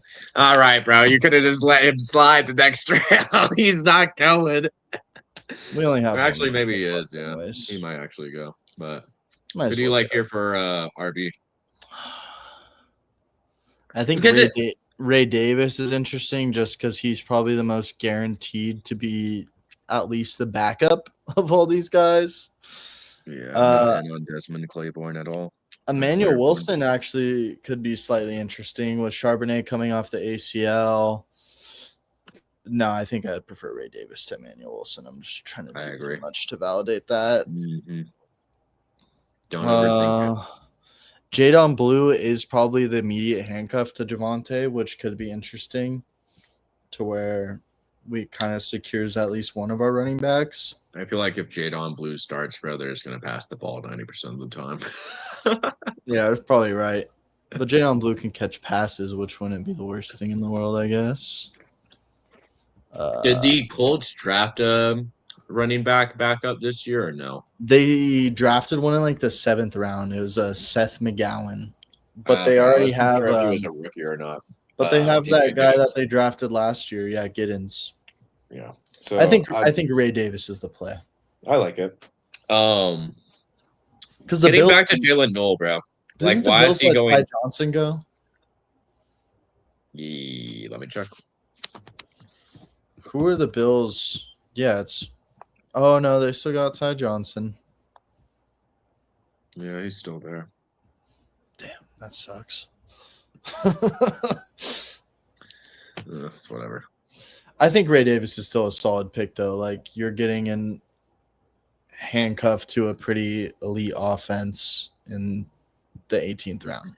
DJ Giddens is the cuff. Yeah. I think I have a lot of DJ Giddens, Trent. I have a lot of him and Ray Davis, I think, in the last rounds. And Jalen Noel. Because it doesn't make sense with Jalen Noel. It's like Elijah Sherrod, Jacoby Lane. I already talked about how I feel about their draft capital.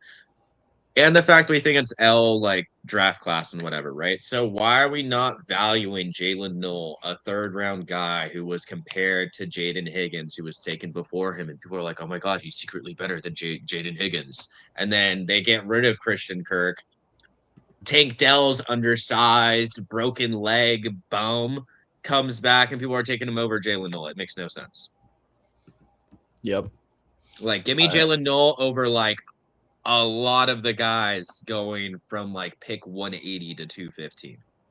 Yeah, 180 is where I'm comfortable drafting Jalen Noel right now. Just hopped in another draft.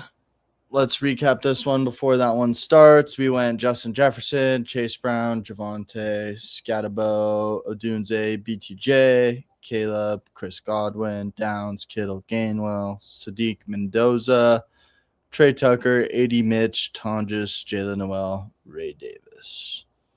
Yeah, I like this team. I like this team a little bit. All right. Dang, this draft filled right away, and guess where I am picking? 108. Damn it. What's up with this, bro? You gotta hit him with like the hezzy, dude. You need to like join a draft, then leave the draft, then rejoin it. Yeah, maybe I do gotta do that. Really play hard to get. It's so annoying.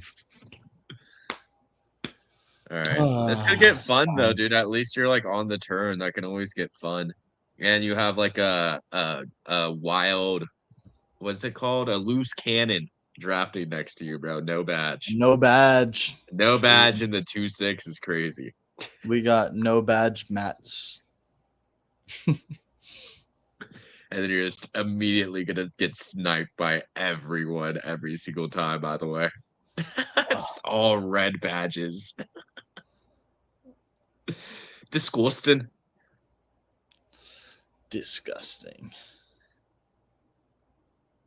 Yeah, I do not know how Jamar Chase fell to 108 in our startup. That just made no sense to me.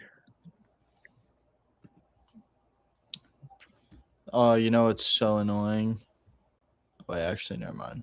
I take it back. All right. Let's talk about my Raiders. How do you feel about Ashton Genty this year? Because I'm pretty taking bullish. Jeremiah Love over him. Wow. But Why? just receiving upside. But I understand why you're bullish on Genty. Like, I'm not against taking Genty. Like, I would probably prefer to have slightly more shares of Genty over Love, but I feel more comfortable taking Love. But that center signing for the Raiders is huge I for love Genty. Genty, and I love the Kubiak signing too. Mm-hmm. So, like, I don't blame you for it. Like, Let's go especially as a CD Raiders fan. though. Like, CD falling to 111 is nice. Let's take a receiver. and you can probably get Genty on the turn right here. I don't know. He's next. Yeah, there he goes. There he goes. Do you just hammer receiver here? Have you hammered receiver at all this year? I was thinking Hammer and Bowers right here. Get freaky, bro. Get freaky. All right, but I need you for week 17's CD Lamb. Cowboys are gonna be playing. Well, Raiders play Dolphins. All right, there's that one. Cowboys play Giants. Raiders don't play the Dolphins. They play the Dolphins week 1. Okay, I'm on the week 1 schedule. Anthony's locked in. I am not locked in. All right, let me go to my week 17 schedule. Raiders played the Cardinals. And okay. You have the Cowboys, you said? Yes. Giants. Cowboys play the Giants. So it's Giants and Cardinals who I need to add to the queue. Mm-hmm. Okay. Yeah, I just like to do that with the early picks because I feel like the later picks, it's not as important, but it just kind of helps to visualize it when I'm like debating tiebreakers. Damn, Cowboys Giants is the first game of their season and the last game of their season. That's kind of crazy. That's kind of fire. And those are always like sneaky, fun offensive games, I feel like. Whenever the Cowboys are involved, it's always a sneaky, fun offense game. Yeah, especially of late. And it will be like that this year, too. And the Cardinals, you said. Okay. Genty for me, says Trent. I have no faith in the Cardinals O-line. If Love slips a little, Tyler, the TD feed Algier is looming. Dude, I kind of got burnt by Tyler Algier, dude. I was taking a lot of him in little boards when he was like pick like 90 to like 100. I was like, damn, he's the Cardinals RB1. Why would they draft Jeremiah Love at 104, bro? Like, why would the Cardinals do that? Like, that doesn't make they drafted him at 104. I hate them. I hate the Cardinals. What are we doing? You have so many positions of need. What are we doing? I wasn't taking Tyler Algier, but I was taking some James Conner. And that didn't some Trey Benson. Some round 215 Trey Benson. I was not taking any Benson, though. I took like 1 or 2 Benson at like 215 as like a nice little scroll. Familiar name. Mm-hmm. I need to start doing these single QBs because I've been doing super flex and it's messing me up. Not seeing any QBs drafting it, and it's the 3rd round. Holy, yeah, Frizzle, bro. Like 1 QB is definitely more fun for me for best ball. Like I suck at super flex best ball. I stink, dude. Like, oh super my goodness, best ball's hard. It's so hard. You really got to hit on those like late QBs that are the difference makers, dude. Like the Daniel Joneses last year, the Sammy D's last year, and you have like CMC. Freaking George Pickens and Jamar Chase on your team. It's like, you know, you're not losing. It's a little wild to me that Rashee Rice isn't seeing like any dip after the right. He's still going this early. There was a time when like a little bit of. Who are we thinking? We're gonna go ETN, and then it's Javonte or Scat for the next pick. I say we go Scat. There goes I just made your choice a lot. What is this guy building, bro? We got Jack in here.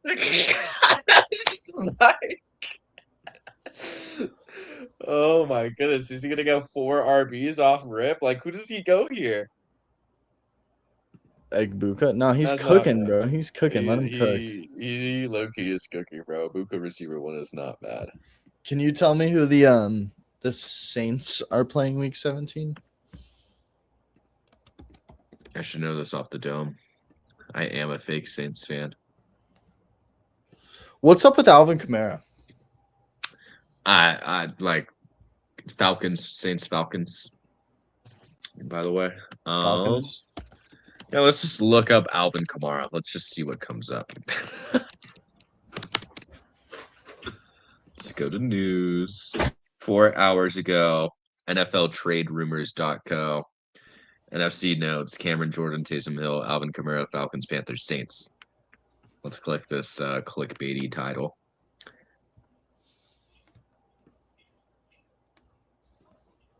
Tua and Penix will share first team reps.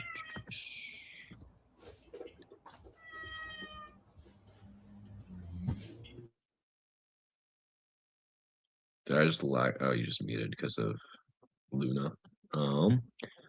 Saints head coach Kellen Moore and GM Mickey Loomis continue to field questions about whether or not the team will bring back veteran DN Cameron Jordan, RB Alvin Kamara, and Taysom Hill.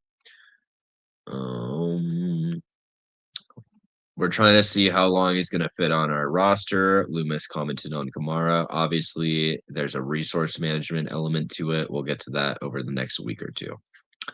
So a whole lot of nothing burger from the Saints. They're just, kind of sounds like they're not bringing him back based off that, though, right? Like, if they're even having to, like, say anything about it, like, yeah, we'll see if he's on the team. Like, that kind of makes it seem like, no, he's not going to be on the team. Sports Illustrated Dallas Cowboys. Viral Alvin Kamara Cowboys photo raises question. Is Dallas realistic fit? Oh my God, let's hear this. Alvin Kamara to the Cowboys propaganda, dude. What am I looking at? Cowboys are just like, I feel like anytime there's like a former has been like stud, like they're just like Cowboys. Like Alvin Kamara, just I'm not surprised by that one bit.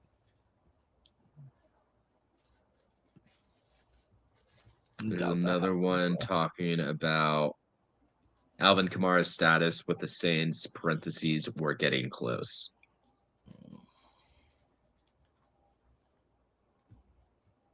All right, we're getting closer to our pick. The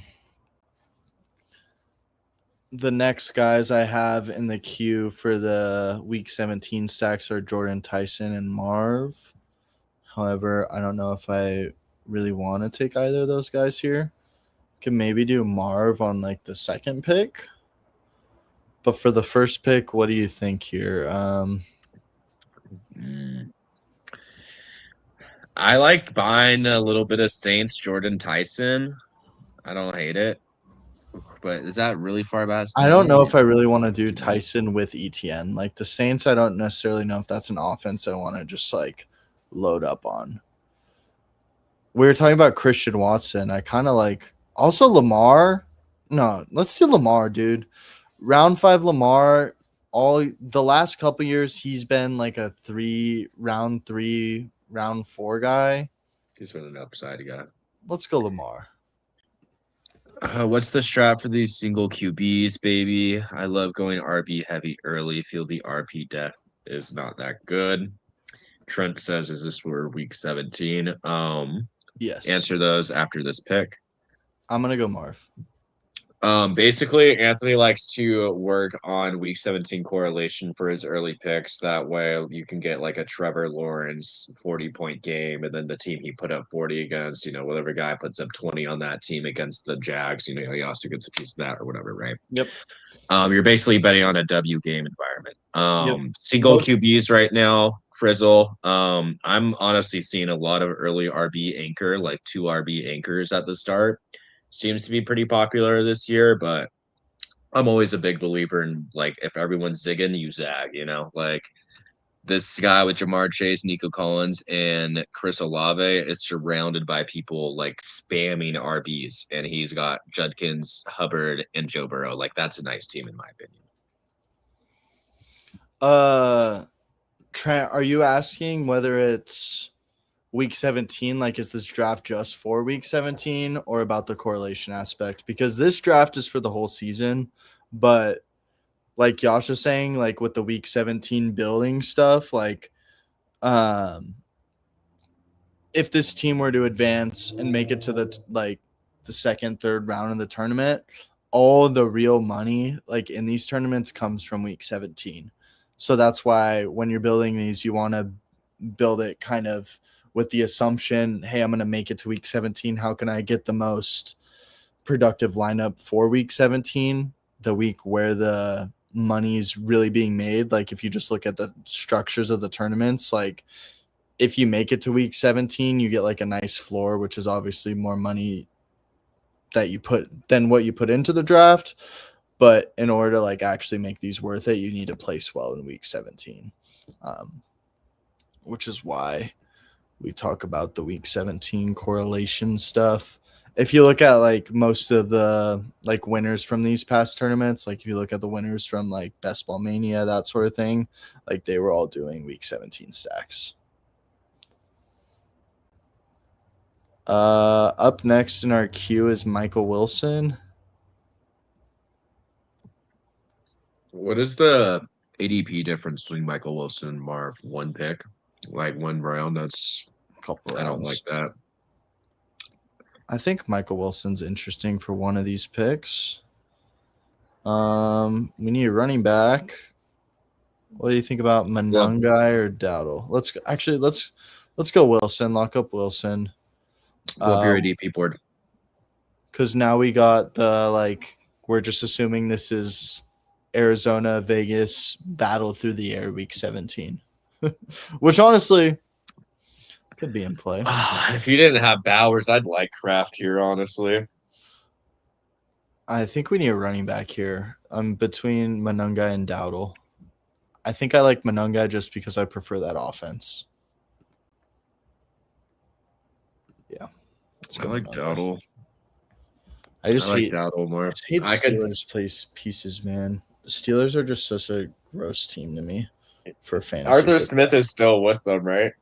No. I'm pretty sure. Where is he right now? No, yeah, I'm pretty sure Arthur Smith left with Tomlin. You want to know who their coordinator is? Aaron Rodgers. Oh, question for you. We've been talking about Kenneth Gainwell with the Bucks, right? But obviously Kenneth Gainwell left the Steelers. Who's going to be getting that work for the Steelers that Gainwell is getting? It's Jaylen Warren, right? Like Jaylen Warren's going to be getting. And I think Rico Dowdle. I think we're going to see Najee Harris, Jaylen Warren like 2.0, and I think Najee Harris is going to be Rico Dowdle. Like that is actually my take on that offense. That's exciting for Jaylen Warren because last year I feel like he was kind of, because Gainwell was there, he was kind of getting forced to play like a role that's not necessarily him per se, like being like it's not his brand, not his brand of football. No, like he's a kind of scat receiving back.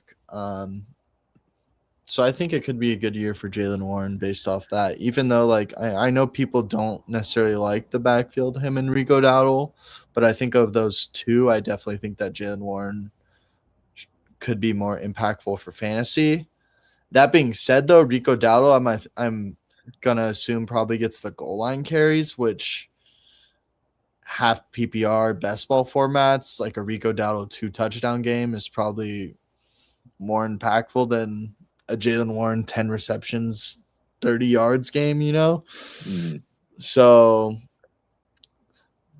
for this format, maybe Dowdle's the better pick, but let's say it's full PPR, like at home league where you need to pick who's starting each week, I'd probably prefer Jaylen Warren. I would really love to get either one of Matthew Golden or Xavier Worthy here. Worthy than Golden, personally, for ranking. Yeah, that's how I would have them too. Oh, there goes Golden. So let's hope. I'm just like really disgusted by this Trevor Lawrence picture. I'm still not over him cutting his hair. I think he lost all his QB aura. Definitely a negative signal, bro. Like I this is my first time seeing the new pick. I was not paying attention to his picture the last two drafts. I was like, who is this like ugly man in purple over here? It's Trevor Lawrence next to beautiful Justin Herbert. Like, I don't know. And also Drake May going after Caleb Williams, Jaden Daniels. How do you feel about that? And Dak. That's interesting. What are we like? That's insane to me. He should be going to ahead of all of those guys, honestly. I think I'm gonna go Gainwell again here for my next pick. Does this guy have four? What are we watching, bro? How does he have four quarterbacks? Whoa, yeah, what the hell? Bro's like, no, I'm getting pissed that these dogs are sliding. He's like, no more Drake May, Herbert, or Mahomes for anyone. Like, what the hell? All right. We went Gainwell, so now we got the ETN, Scatterbo, Monungai, Gainwell backfield. That feels pretty nice. We went elite quarterback and elite tight end. I think we just hammer home receivers these next few picks. Jacoby Brissett after he falls way past ADP. Love that. Carson Beck, round 20. Yeah, Brissett's just a hard one because obviously the worry with him getting replaced. Yeah. And Lamar Jackson's injury prone, so you want a guy putting up 12 points a week at least. Mm-hmm. Don't hate Sam Darnold pick. He's just like a dependable like QB 12 to 24 in my eyes. Mm-hmm. Yeah. I got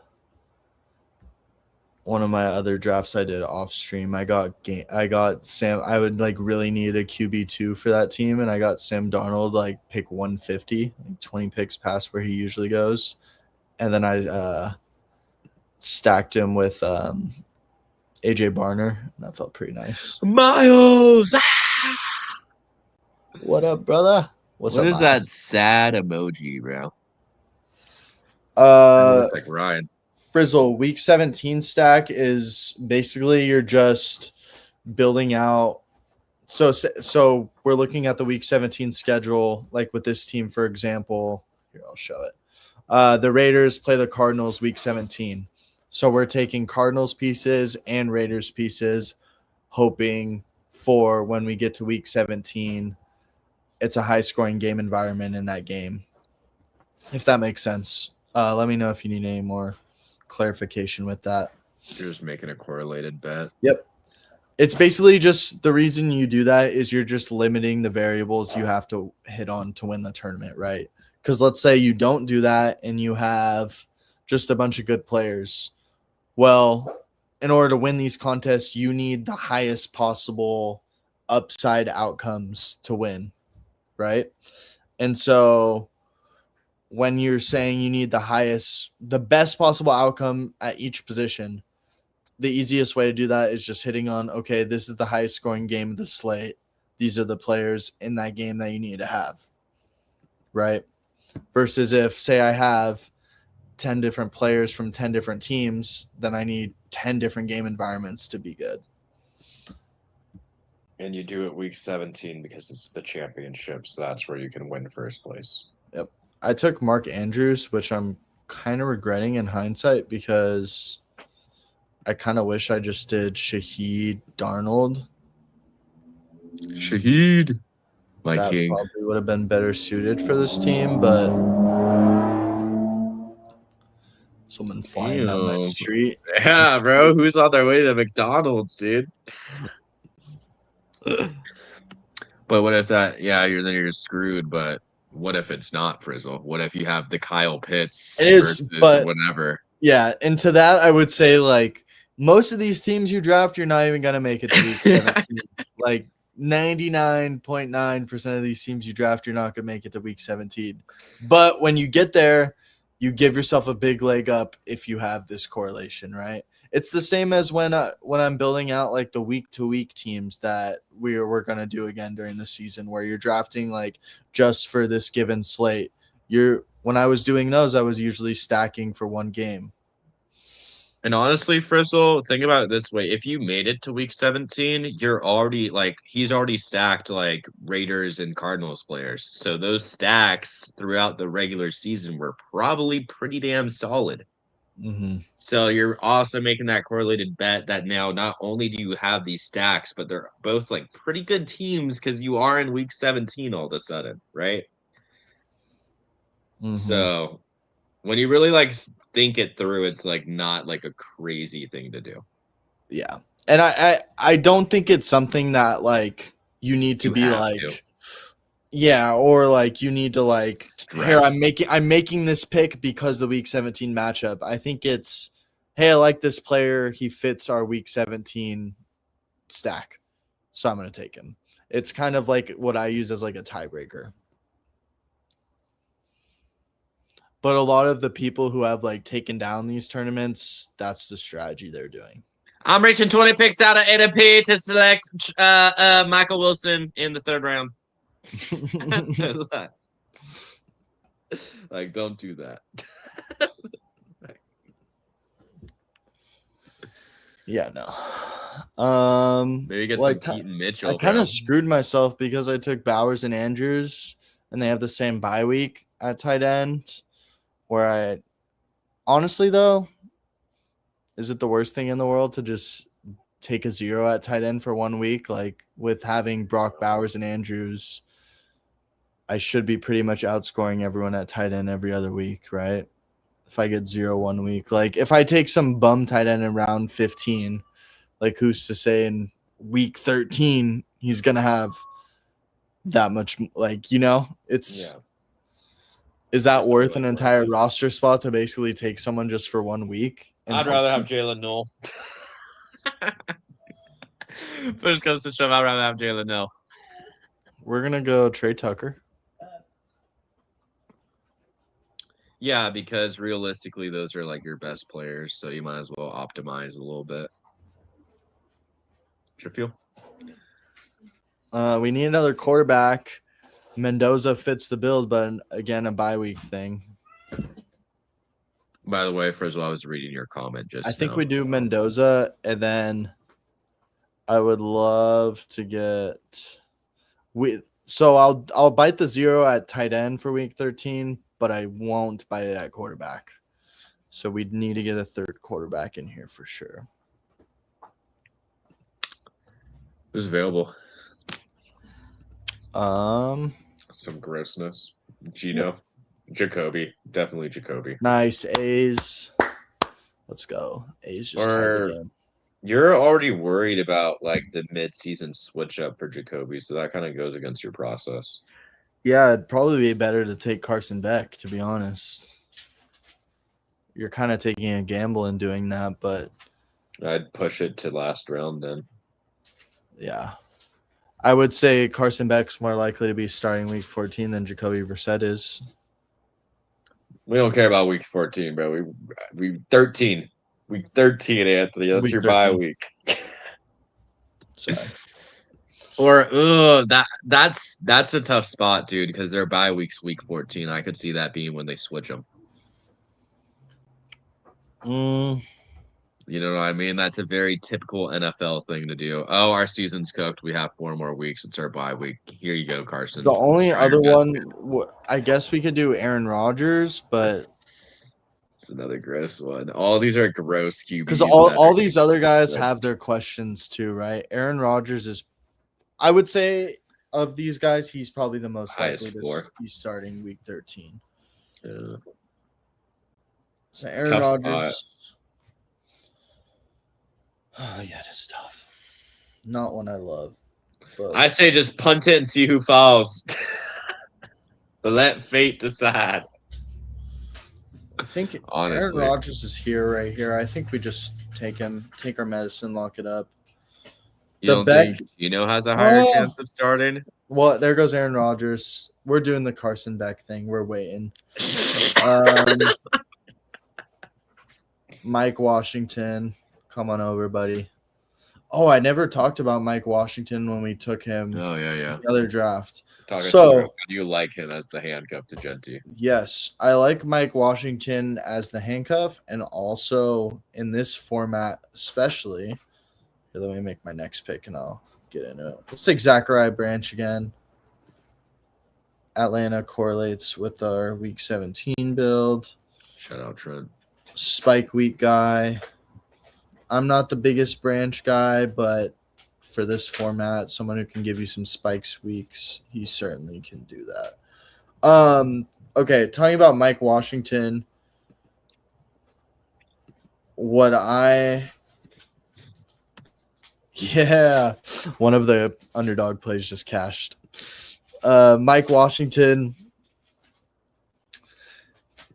he's obviously going to be the handcuff to Genty, right? Like, there's no one else in that backfield that's even going to be a threat for that spot. It's going to be Genty and it's going to be Mike Washington. You're getting a premium handcuff already. Round 15. So I already like that. What I also like is he's going to have standalone value. Kubiak's shown us with all these past offenses he's been in that he likes to use multiple running backs. He likes to use – last year he liked to use both Charbonnet and Kenneth Walker. When he was with the Saints, he used it was mainly Kamara, but he sprinkled in a little bit of Kendre Miller when healthy. There was another gross back in New Orleans 2 years ago that touched the field more than I would have liked to, as I remember owning Kamara that year. I'm just drawing a blank on who it is. But anyways, Mike Miller. Yes. Yeah. Mike Washington will get touches even minus an injury to Genty. And with that being said,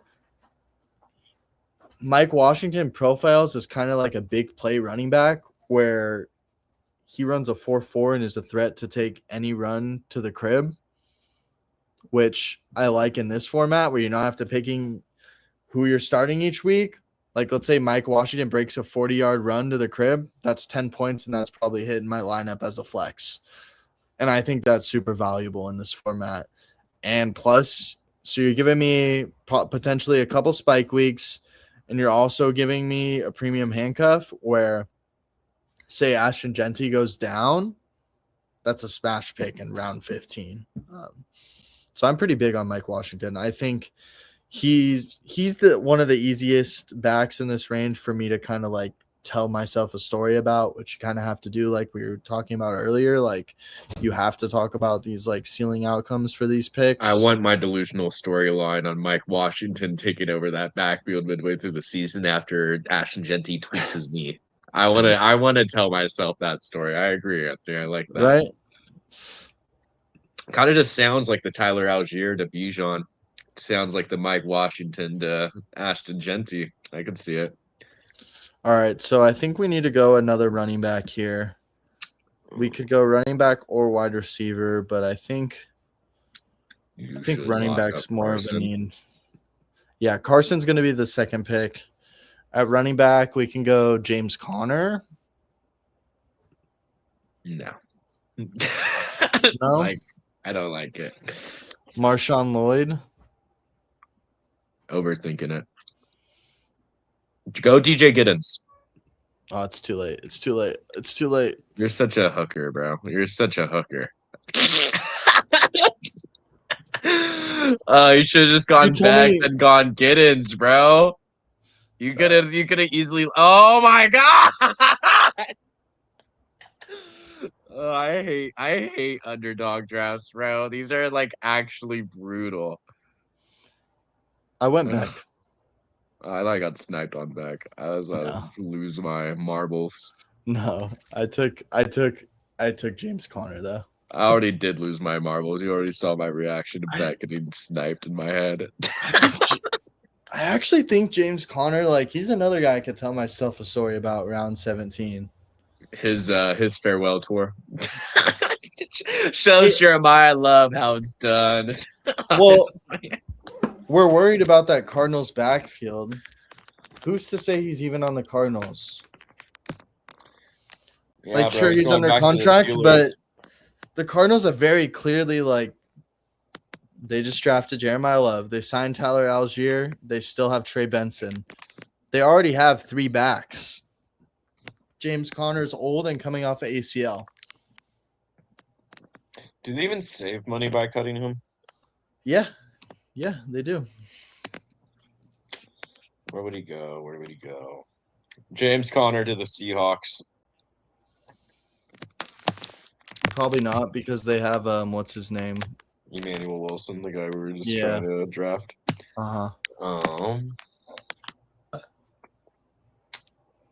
Panthers. Probably not because they have Brooks healthy now and they're good with Chuba Hubbard. Yeah, but he'd be like free. But like, even if he goes into the season with the Cardinals, like let's say he's healthy, he could be a type of guy that gets traded mid-season to someone who's starting running back just went down. I feel like the NFL's always kind of like James Conner. They still probably like him if he proves that he's healthy enough with the knee. I don't know. It's a round 17 pick. It's most likely a nothing anyways, but James Conner's shown us he can be good. Pick. Oh, my days. The last round, Greg Dulcich. I like the Gunnar Helm round 16 too. That's a nice tight end late dart throw. Yeah. All right. Should we rip one more or should we get out of here? Fans, what is the crowd? Let us know in the chat. You guys want one more? I could do one more if you guys are up for it. I want to get an early pick. Minnesota or Titans? Oh, Minnesota. I could see that one. Minnesota would be interesting, yeah. Especially holy UGG running back room though, dude. Aaron Jones, Jordan Mason. And then they got Damon Claiborne. I actually do kind of like Damon a little bit. Really? Yeah, I like his speed. He's got juice. I think he'll be just like a kick return guy, though. That's kind of what he profiles as. Dude, you guys want one more? Today, Trent, you want another draft? The calm 2-hour stream. We just finished maxing out the Dash Hound. Well, one of my parlays just hit, so we can hit another draft. This guy. Well, I'm looking at like our startup right now. Who are the late round? Let's rip one more. Late round sneakies. All right, we're gonna do a puppy for this one. When puppy? No puppy. I still think Tyquan Thornton goated sleeper. No, I'm kind of coming though. Like at first, I kind of shut it down, but like talking through it more, like I not bad. I see the vision. All right, we entered a puppy. Here, wait. You know what I'm gonna do? I'm gonna pump fake it like Yash said, and see if that gives us a better pump fake. Hopefully, that gives us a better fake method confirmed. A better pick. Yeah, come on.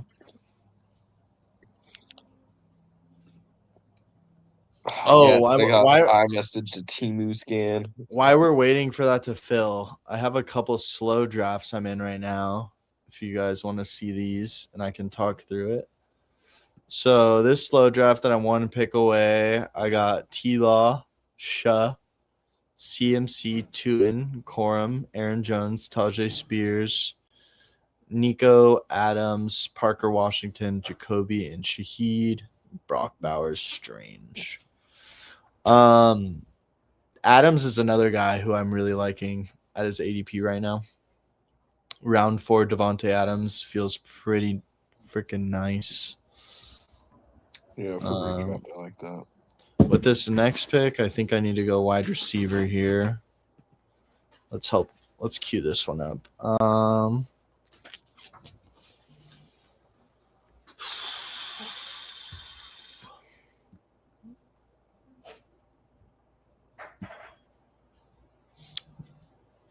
I don't know. This one's kind of hard.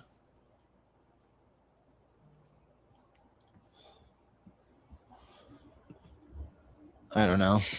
I'll come back to that one later. The puppy just filled. Oh my gosh, the pump fake method worked. Oh, guys, we got that on stream pump fake method confirmed. Oh my days. Play hard to get. Pump fake method worked, dude. That was insane. The jokes just write themselves sometimes, guys. The pump fake method works. We're getting our first Bijan Robinson share. All right, can you tell me who the Falcons have week 17?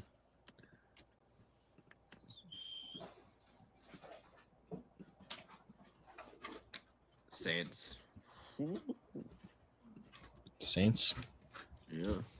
Let me double check Flea Flicker because now I'm like paranoid. But... Trent, you're my Atlanta insider. Oh my god, it's beautiful. Trent's here too. We're in good hands. We're in great hands. So Trent, let me ask you. Let's have a Falcons conversation with our Atlanta insider.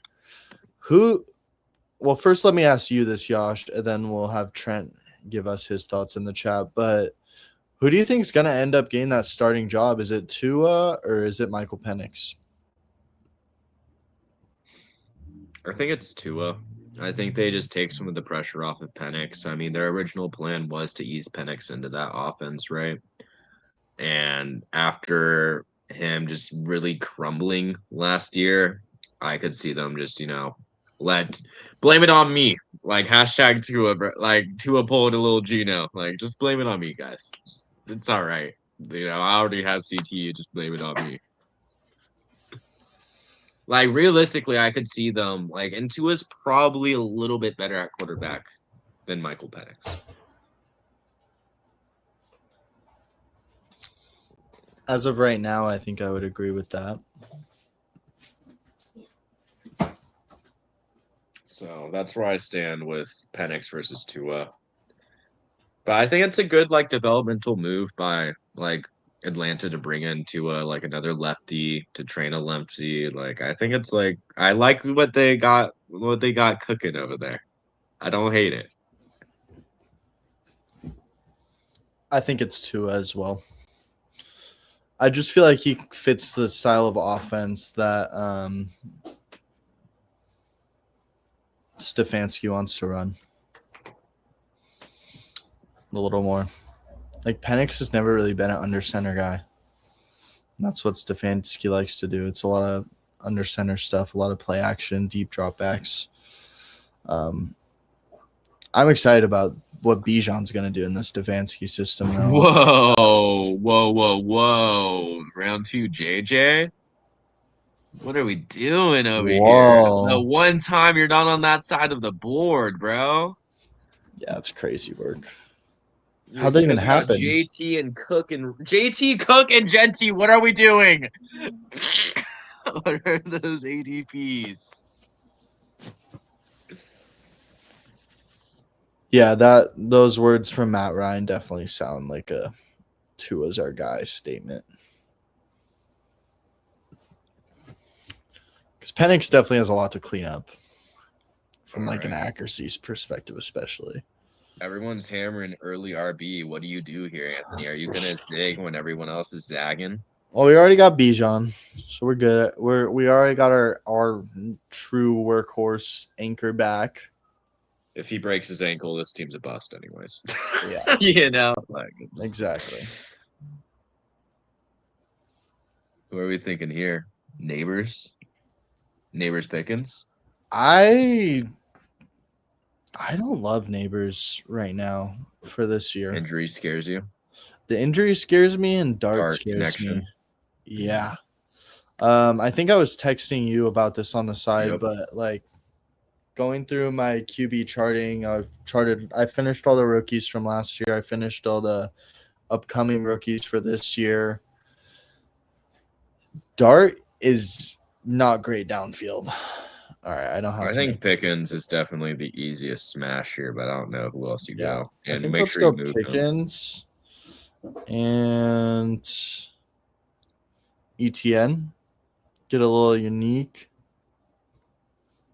Do you like AJ Brown at all this year? Not really. Or you don't like the level of uncertainty? I just don't. Yeah, I don't like not knowing with him. And you don't like Breece Hall, huh? You don't want to be a part of the Jets. We're going to go ETN, stack that Atlanta-New Orleans game. It's a little unique because it's a little ahead of ADP. Cowboys play the Giants, right? Week 17. Right, you just think you hold on. Where is our inside reporter? Atlanta pass defense is stout, run defense is mid. Never mind. Great ETN pick. Exactly. No, I read that report. Read the scouting report. I read the scouting report. It's hard to completely trash Penix, but he has to learn a new playbook. Tommy Rees being a former Alabama OC and Tua, he watched film. See, I wouldn't have known any of that, Trent. Like you deep in that. You in there like swimwear, bro. Like it's actually very insightful though. Dude, what if Tua just has like a comeback year, bro? Yeah, it was actually McDaniel that was holding him back the whole time.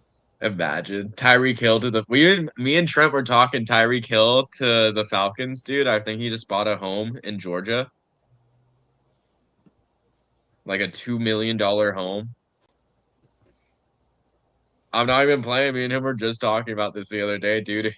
Tyreek and Tua link up in Atlanta to show that McDaniels was the problem. Go to make a playoff run with Drake London. Like that would be cinema. Absolute cinema. Could you imagine that, dude? No.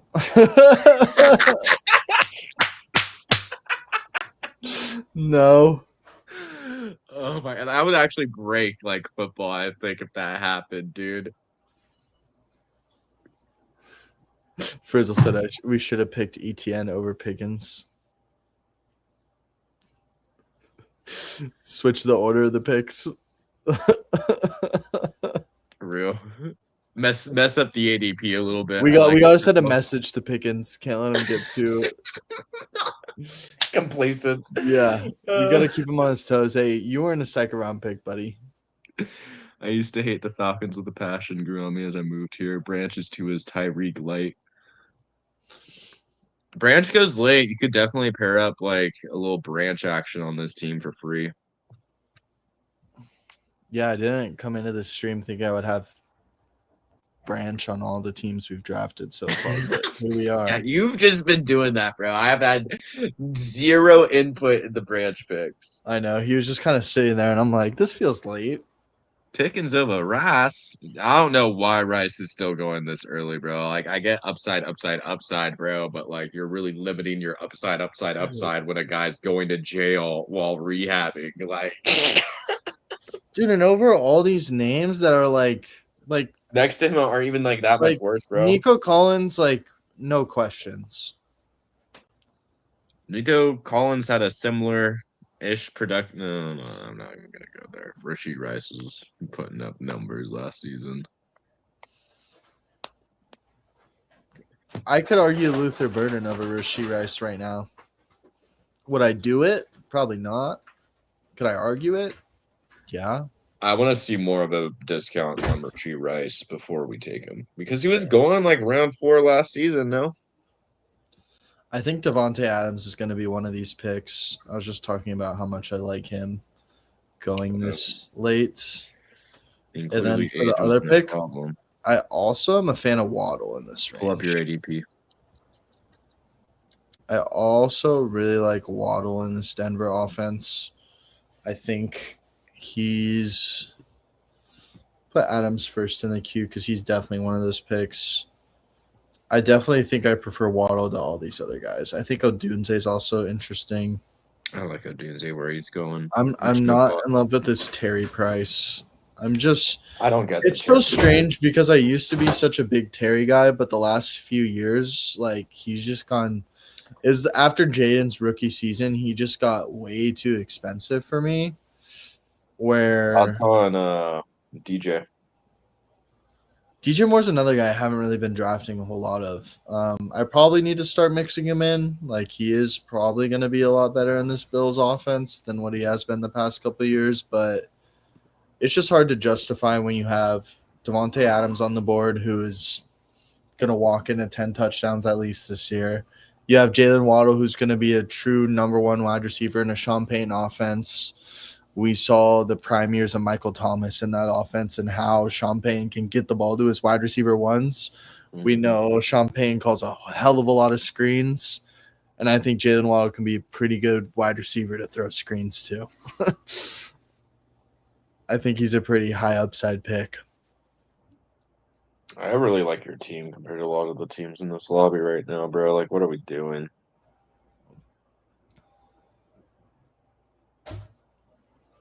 I like that Loveland team, though. Loveland team has upside. Loveland's good, too. Are we worried like that this Allen team? The Josh Allen team, James Cook, Hampton? Yeah, me neither.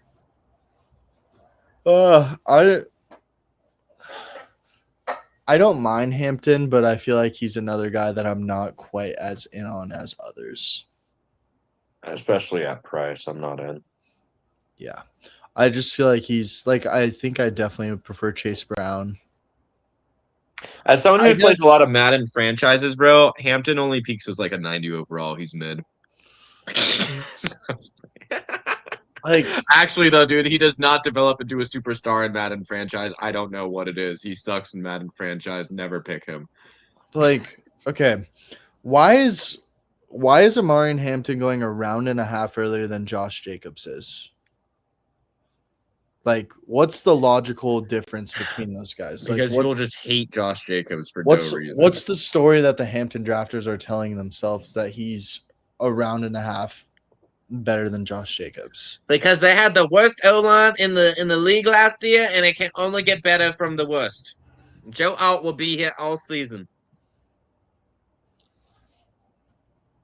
That's what they're trying to tell themselves. I don't buy it. I don't buy it, and I like. I guess is it the McDaniel thing that they think McDaniel's going to use Hampton like A-Chain? Because I don't think that's what he's going to do. He's going to use Keaton Mitchell like A-Chain, bro. Let's be real here. I think he's going to throw the ball to him, but I think that was like, I don't think that's necessarily like, oh, Mike McDaniel like throws to his running backs a lot, like he needs that in his system. I think it's kind of like I have Devon A-Chain. Let's get him the ball in space. You know? Yeah. That's just kind of how I see it. My RB1 in Madden. Ooh, we might have found someone higher on Parker Washington than me. That's actually so funny, bro. He gets picked 2 picks after Brian Thomas Jr. I love that. He really wanted to make a statement with that pick. It's a statement pick. Between Ayuk, Diggs, and AJ Brown, I wonder if one ends up in Kansas City.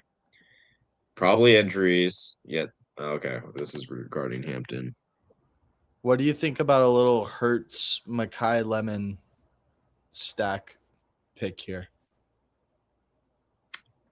I like the Hurts pick for sure. And I get wanting to stack him. I think Lemon's interesting at this range. Yeah. I haven't been. Who else is available? Too much. I think Jalen's like a smash for sure. Yeah, let's take Hurts. It's Hurts or we can reach on Dak, and I just feel like it feels a lot better to take Hurts, get Mekhi Lemon with him. This receiver room is nasty. I like it. And your RB room is dependable. Yeah, I think we need some more behind those guys. Who are you thinking at tight end? I think Pitts for sure is interesting. Like, I don't mind taking Pitts on this next turn if he's still there. Jake Ferg, I don't know. Fannin, obviously. We talked about Fannin a lot earlier. Yeah. Well, let's just see how this board plays out, and then we can get there. But I like the way this team's building so far. How do you feel about Pitts long term? Like, do we think he actually re-signs with the Falcons? Like, I know he just signed a franchise tag. I'm aware. He's on a 1 year, right? Wait, before you get into this, can you give me the Week 17s for Rams and Eagles? Actually, maybe just the Rams, because I don't know if I want to get too crazy. Eagles, Niners, Rams, Bucks. Bucks and Niners, okay. I think Rams Bucks is a good game to stack for. Mm-hmm. Like home revenge game from Baker. And that just gives us an excuse to take Kenneth Gainwell. For one of my super flex best ball, I have Josh Allen, Daniels, and Mahomes. I think that 10K is mine. Yeah, but then who are your receivers? I'm sure there's a guy in that lobby with like Sam Darnold and Malik Willis, and he'll probably win it when Malik Willis is QB4. Some tomfoolery. So it happens like every year, Frizzle. It's so frustrating and super flex. The late round QBs are killer. Yeah, the Carson Beck's team's really going to win leagues this year. Probably like I don't know, like who's that backup the Eagles drafted, bro? Jalen Hurts goes down on a tush push, freaking snaps his elbow. Dude, I will say if Hurts were to go down, I'm drawing a blank on his name, but the guy from North Dakota State. We both know who he is. We just don't know his name. I've literally charted him. I know his name. I know Bryce Lance's name is receiver that he threw to, but I'm drawing a blank on his name. Here, I can literally figure it out like this.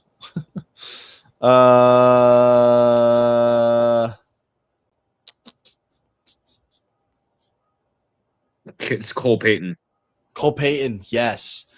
Cole Payton could run the tush push, that's for sure. He's a huge dude. Mm-hmm. Dude, what if they just like take Jalen Hurts out during the tush push and just put Cole Payton in? Like Cole Payton, oh my gosh. Because like from a risk perspective, that's like one of the highest injury plays in the league, no? But I mean, Hurts is yet to get hurt doing it. Yes. And they do it so often. And he fumbled last season a couple of times. Yeah, but it's like Hurts has shown he can do this so well. Like he's your franchise guy. He likes doing it. Like, do you run a risk putting in a rookie in those situations? Fannon's still sitting there. I think we go Fannon. Yeah. What if we just double up on tight end, Fannon, Pitts, be done? Oh, but they have the same bye. That's fine. You know what? Let's just do it. Fuck it, we ball. Let's just do it. Let's just do it, Yosh. Honestly, Frizzle, that's a nice team. Definitely has high upside. No, you're not cooked, dude. You have a bunch of like receiver twos, but like you also have like 2 potential receiver ones. Fannon, Pitts. Especially if, God forbid, something happens to Pookie Bear Chris Olave, dude. Like Jordan Tyson's gonna smash. All right, now our next picks, we have to really hammer running back. I don't know if we're going to be able to get Gainwell. Hopefully he falls. If not, we might be looking at our first Jonathan Brooks share. Yosh will probably hate it, but we talked through the process of why he's kind of interesting scroll.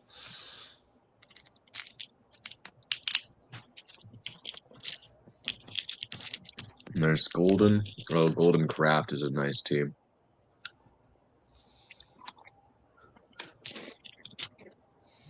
I think you cooked. I don't think you are cooked, bro. You mean Xavier Legette?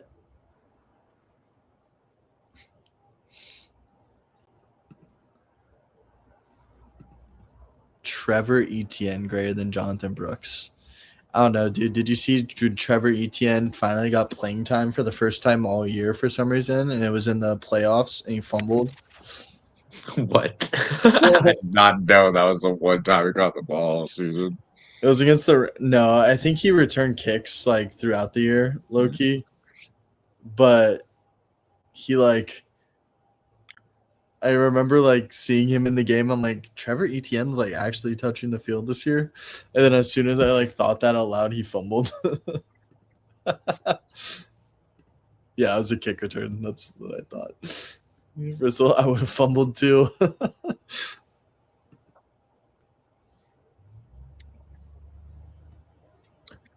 Whenever I think of a fumbled kick return, I just remember Kyle Williams muffing a punt in like the NFC championship for the 49ers on his like 10-yard line, and the Niners lost. And the next year the same shit happened and the Niners lost, and I stopped watching football for like 5 years.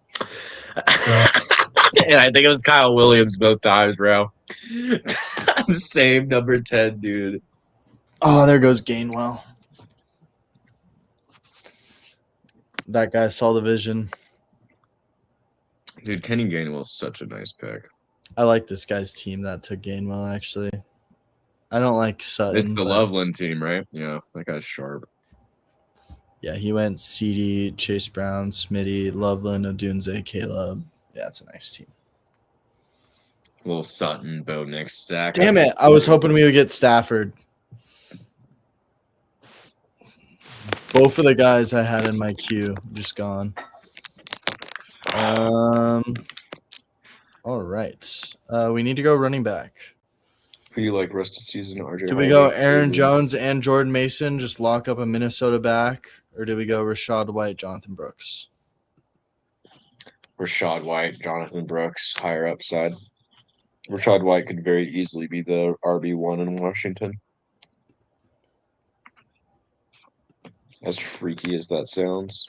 Yeah, as someone who's been like a perennial Rachaad White hater, I actually don't mind him this year. Like, are we really worried about Bill Prosky merit, bro? QB2 is going to be ugly once again.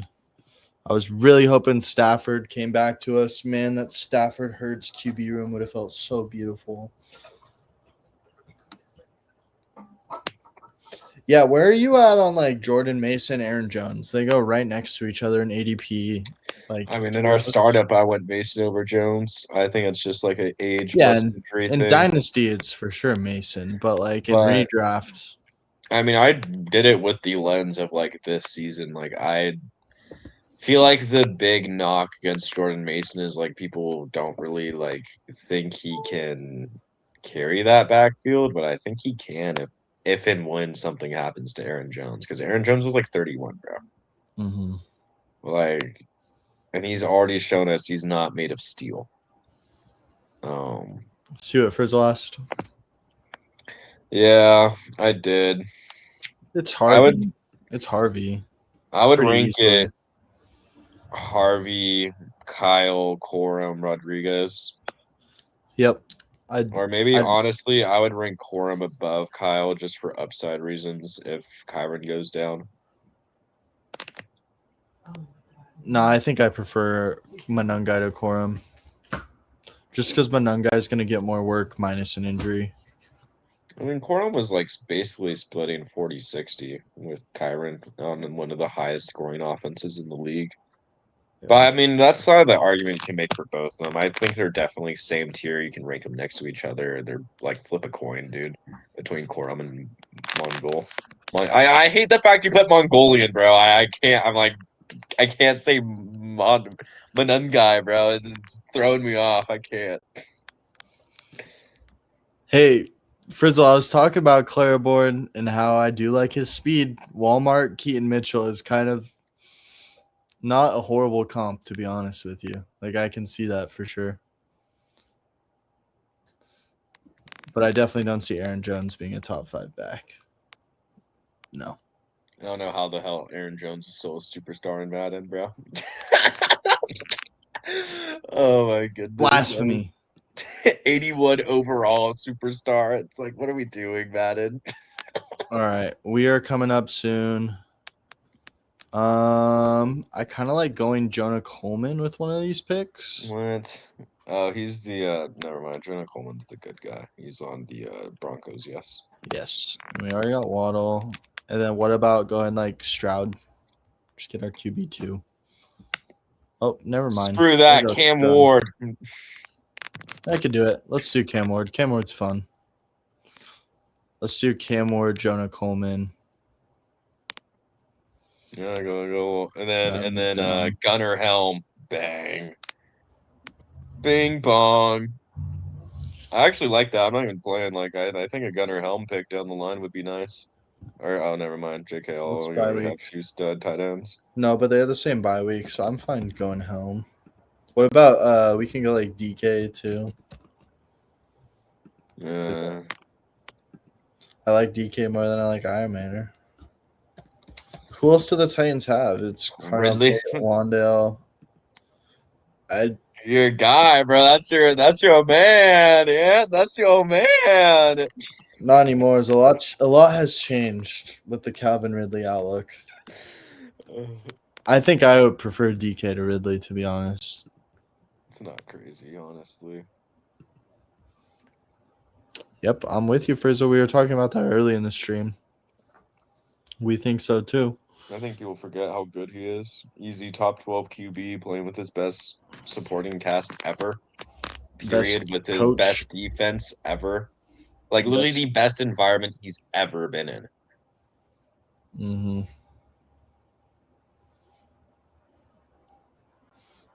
I'm with you, Yash. The Vikings are. If the Vikings have a competent QB, right? Let's just say Joe Burrow. Let's say Joe Burrow was the quarterback for the Vikings. Do you think they're a Super Bowl contender?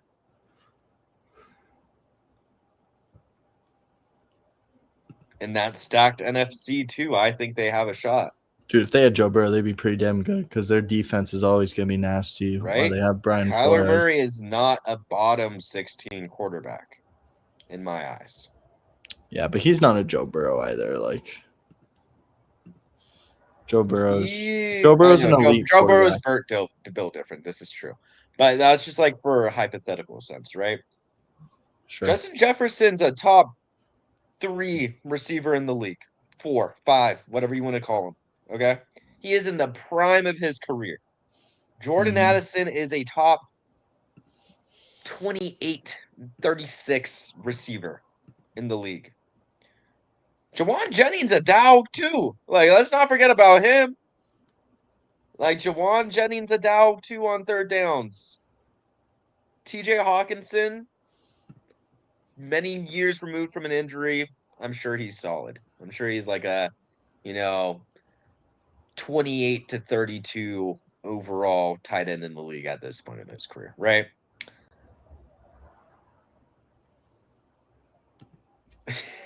This is true. Speaking of Justin Jeff, I gotta get shares of him. I have 0, right? Like, especially when have you ever seen like a real dip on Justin Jefferson? We just saw him go in the second round of a best ball tourney. All right, our picks coming up. We likely need to go wide receiver with one of these picks. Not down Darren and just Reed, go. Not Ryan Flournoy, not Brandon Ayuk, not. I want to go wide receiver and Helm. I don't. What do we think about Debo?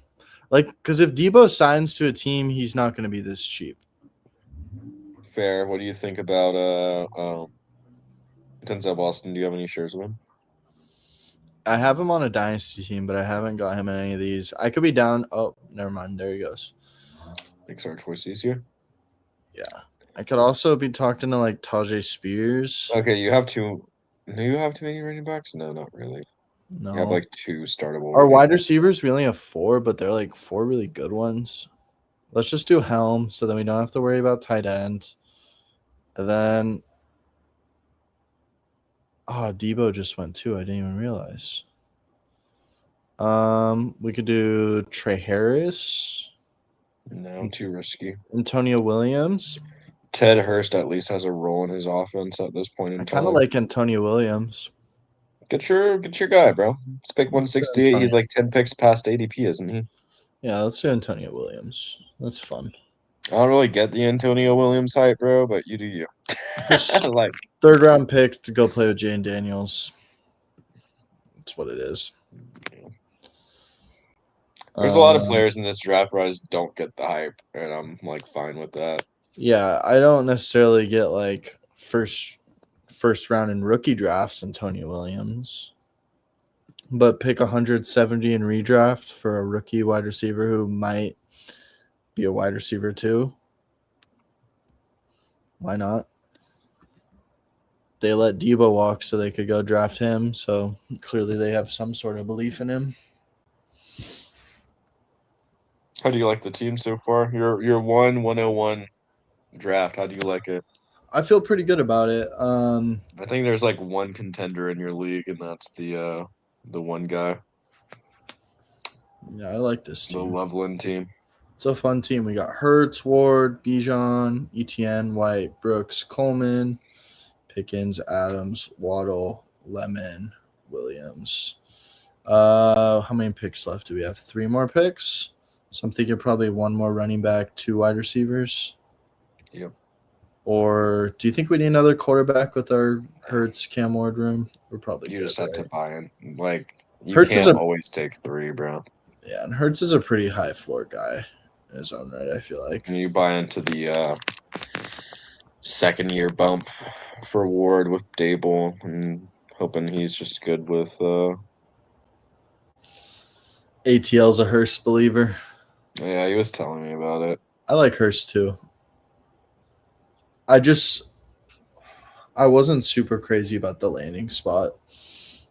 Just because I feel like the Bucks had a good draft overall though. They did. The Bucks are there's just a lot of receivers in that offense, right? None of them are particularly bad. It's like a Jags situation almost. Mm-hmm. Yeah, it really is, dude. You got your Brian Thomas Jr. and Ibuka. You got your Parker Washington and Jalen McMillan. You have your Chris Godwin, his Jacoby Myers, Cade Otton, Brenton Strange. Like they're damn near the same offense, bro. Baker Mayfield, Trevor Lawrence, both first overall guys, on redemption arcs. Like they really are just the same shit, different toilet. There goes Hurst. I think in redraft I would prefer Antonio Williams definitely to Hurst, just because I like Hurst. I just don't know how fantasy relevant he's gonna be. Like if he's like your typical X wide receiver, like I'd be real surprised if he just hit the ground running as like a dominant target earner at the X wide receiver like right away. Maybe he can develop into that. Maybe he's got the size for it. You're right, but I don't know. There's a lot of most X wide receivers in the NFL just end up being like the kind of sacrificial X mold where they're just kind of out there running vertical routes all day. Frizzle, if it's too good to be true, it probably just is, bro. This is the way the cookie crumbles. You got Justin Jeff and Jamar. Of course, it's there down here. Too good to be true. All right, so I was saying we need 1 more running back, 2 more tight ends. Let's see the board. 2 more wide receivers. Let's see the board. So running back, I'm thinking Sean Tucker. Okay. And wide receiver, we got Branch. I'd be down to do Branch again. Also got Tyreek. Do you have any Tyreek shares or no? No. Would this be a spot where you would want to take one or no? Yeah, because this is a pretty good wide receiver room. This might be a good spot. And he's going to Atlanta. Imagine. This would be a crazy call team, bro. Let's do it, Tyreek. All right, who's that last receiver we want? Kayshon Boutte? Well, if Branch came back to us, that'd be nice, but nope. He literally goes the next pick after. You're getting overexposed to him anyway. It's chill. Yeah. Surratt. I do kind of like Surratt. He's a little interesting to me. Adonai Mitchell. That's my boy. Tyquan Thornton. Yash's boy. Mm-hmm. Jalen Noel. Jack Besh. There's a lot of nice DK. Oh yeah, let's go DK, dude. Let's go DK because then he returns kicks too, and if he scores a touchdown off a kick or a punt return, that's 6 points. I like DK. Let's look at this Titans depth chart for 2026. See what they're officially listing so far. They still got Calvin Ridley listed as receiver 3. I don't believe it. I mean, they haven't I mean, they still have Tony Pollard, then Tajay, then Nicholas Singleton. But they updated it to put Cardell Tate at the receiver one. I'll just say that right now. So it's like updated, but like, do we trust it?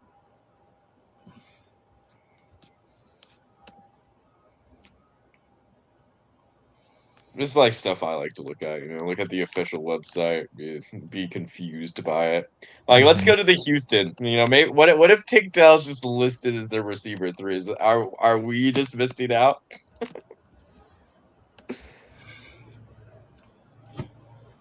He is. Wow. Wow. They have him listed over Noel. Yeah, they have it. Nico, Jaden, Tank, and then second string behind Nico is Xavier Hutchinson, Jalen Knoll behind Jaden Higgins, and Justin Watson behind Tank Dell. It's probably why people are doing that. Then that's the only logical reason I can think of. Did you say Justin Watson? Yeah, it's gonna be Chiefs guy, right?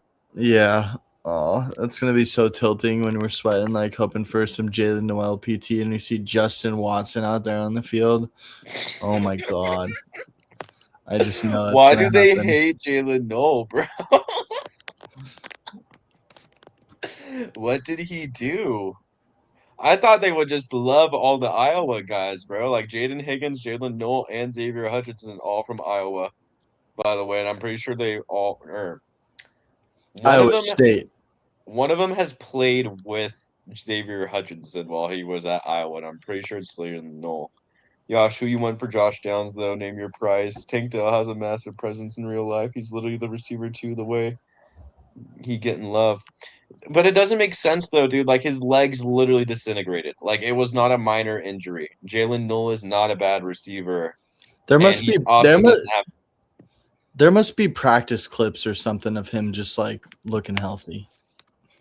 Like, there's got to be some, like, sort of, like, training montage. There's got to be, like, some Twitter news, Instagram bro. Or something. Yeah, like, dude. There has to be.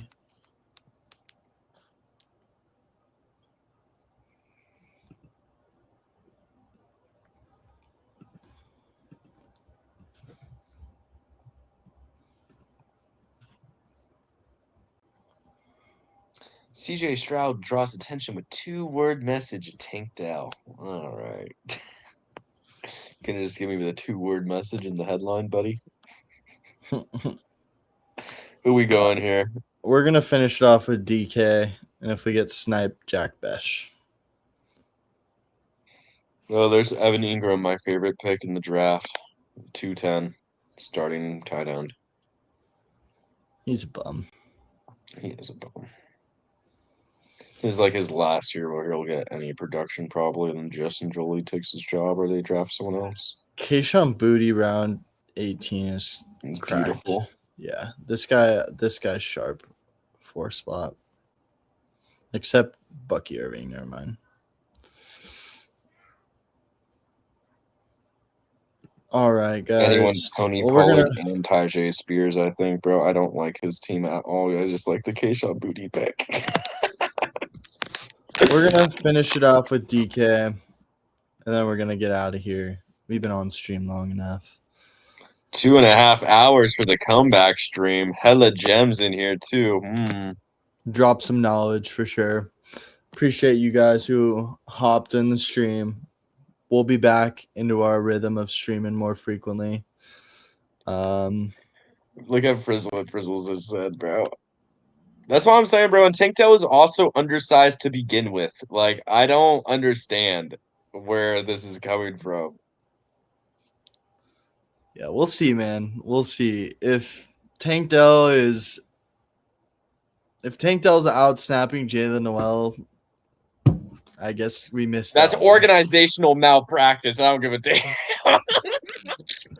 I mean, to be fair, like Tank Dell, when he was healthy before the leg injuries, like he was pretty damn good. So, if he's that Tank Dell, like, sure, yeah, I wouldn't mind him playing over Noel. But if he's not that Tank Dell, then we'll have an issue. But either way, we're talking about him playing over Jalen Noel, not even Jaden Higgins. So, what realistically is the upside there? He's just better. Like 4 targets a game, bro. 4 targets a game, 12 points peak. Like, I don't know. I mean, Stroud does like him, to be fair. Yeah. Like, they're boys. But Stroud ain't all that anymore, bro. Stroud was all that his rookie year. Hey, Stroud's like on bound trajectory now, bro. Maybe you know what it was? He needs have his his stink boy. out. He needs his stink out. He needs his tank, his security blanket. Whoa. All right, let's get out of here. We'll catch you guys later. Appreciate everyone who tuned in. Later. Have a good night, everyone. Deuces.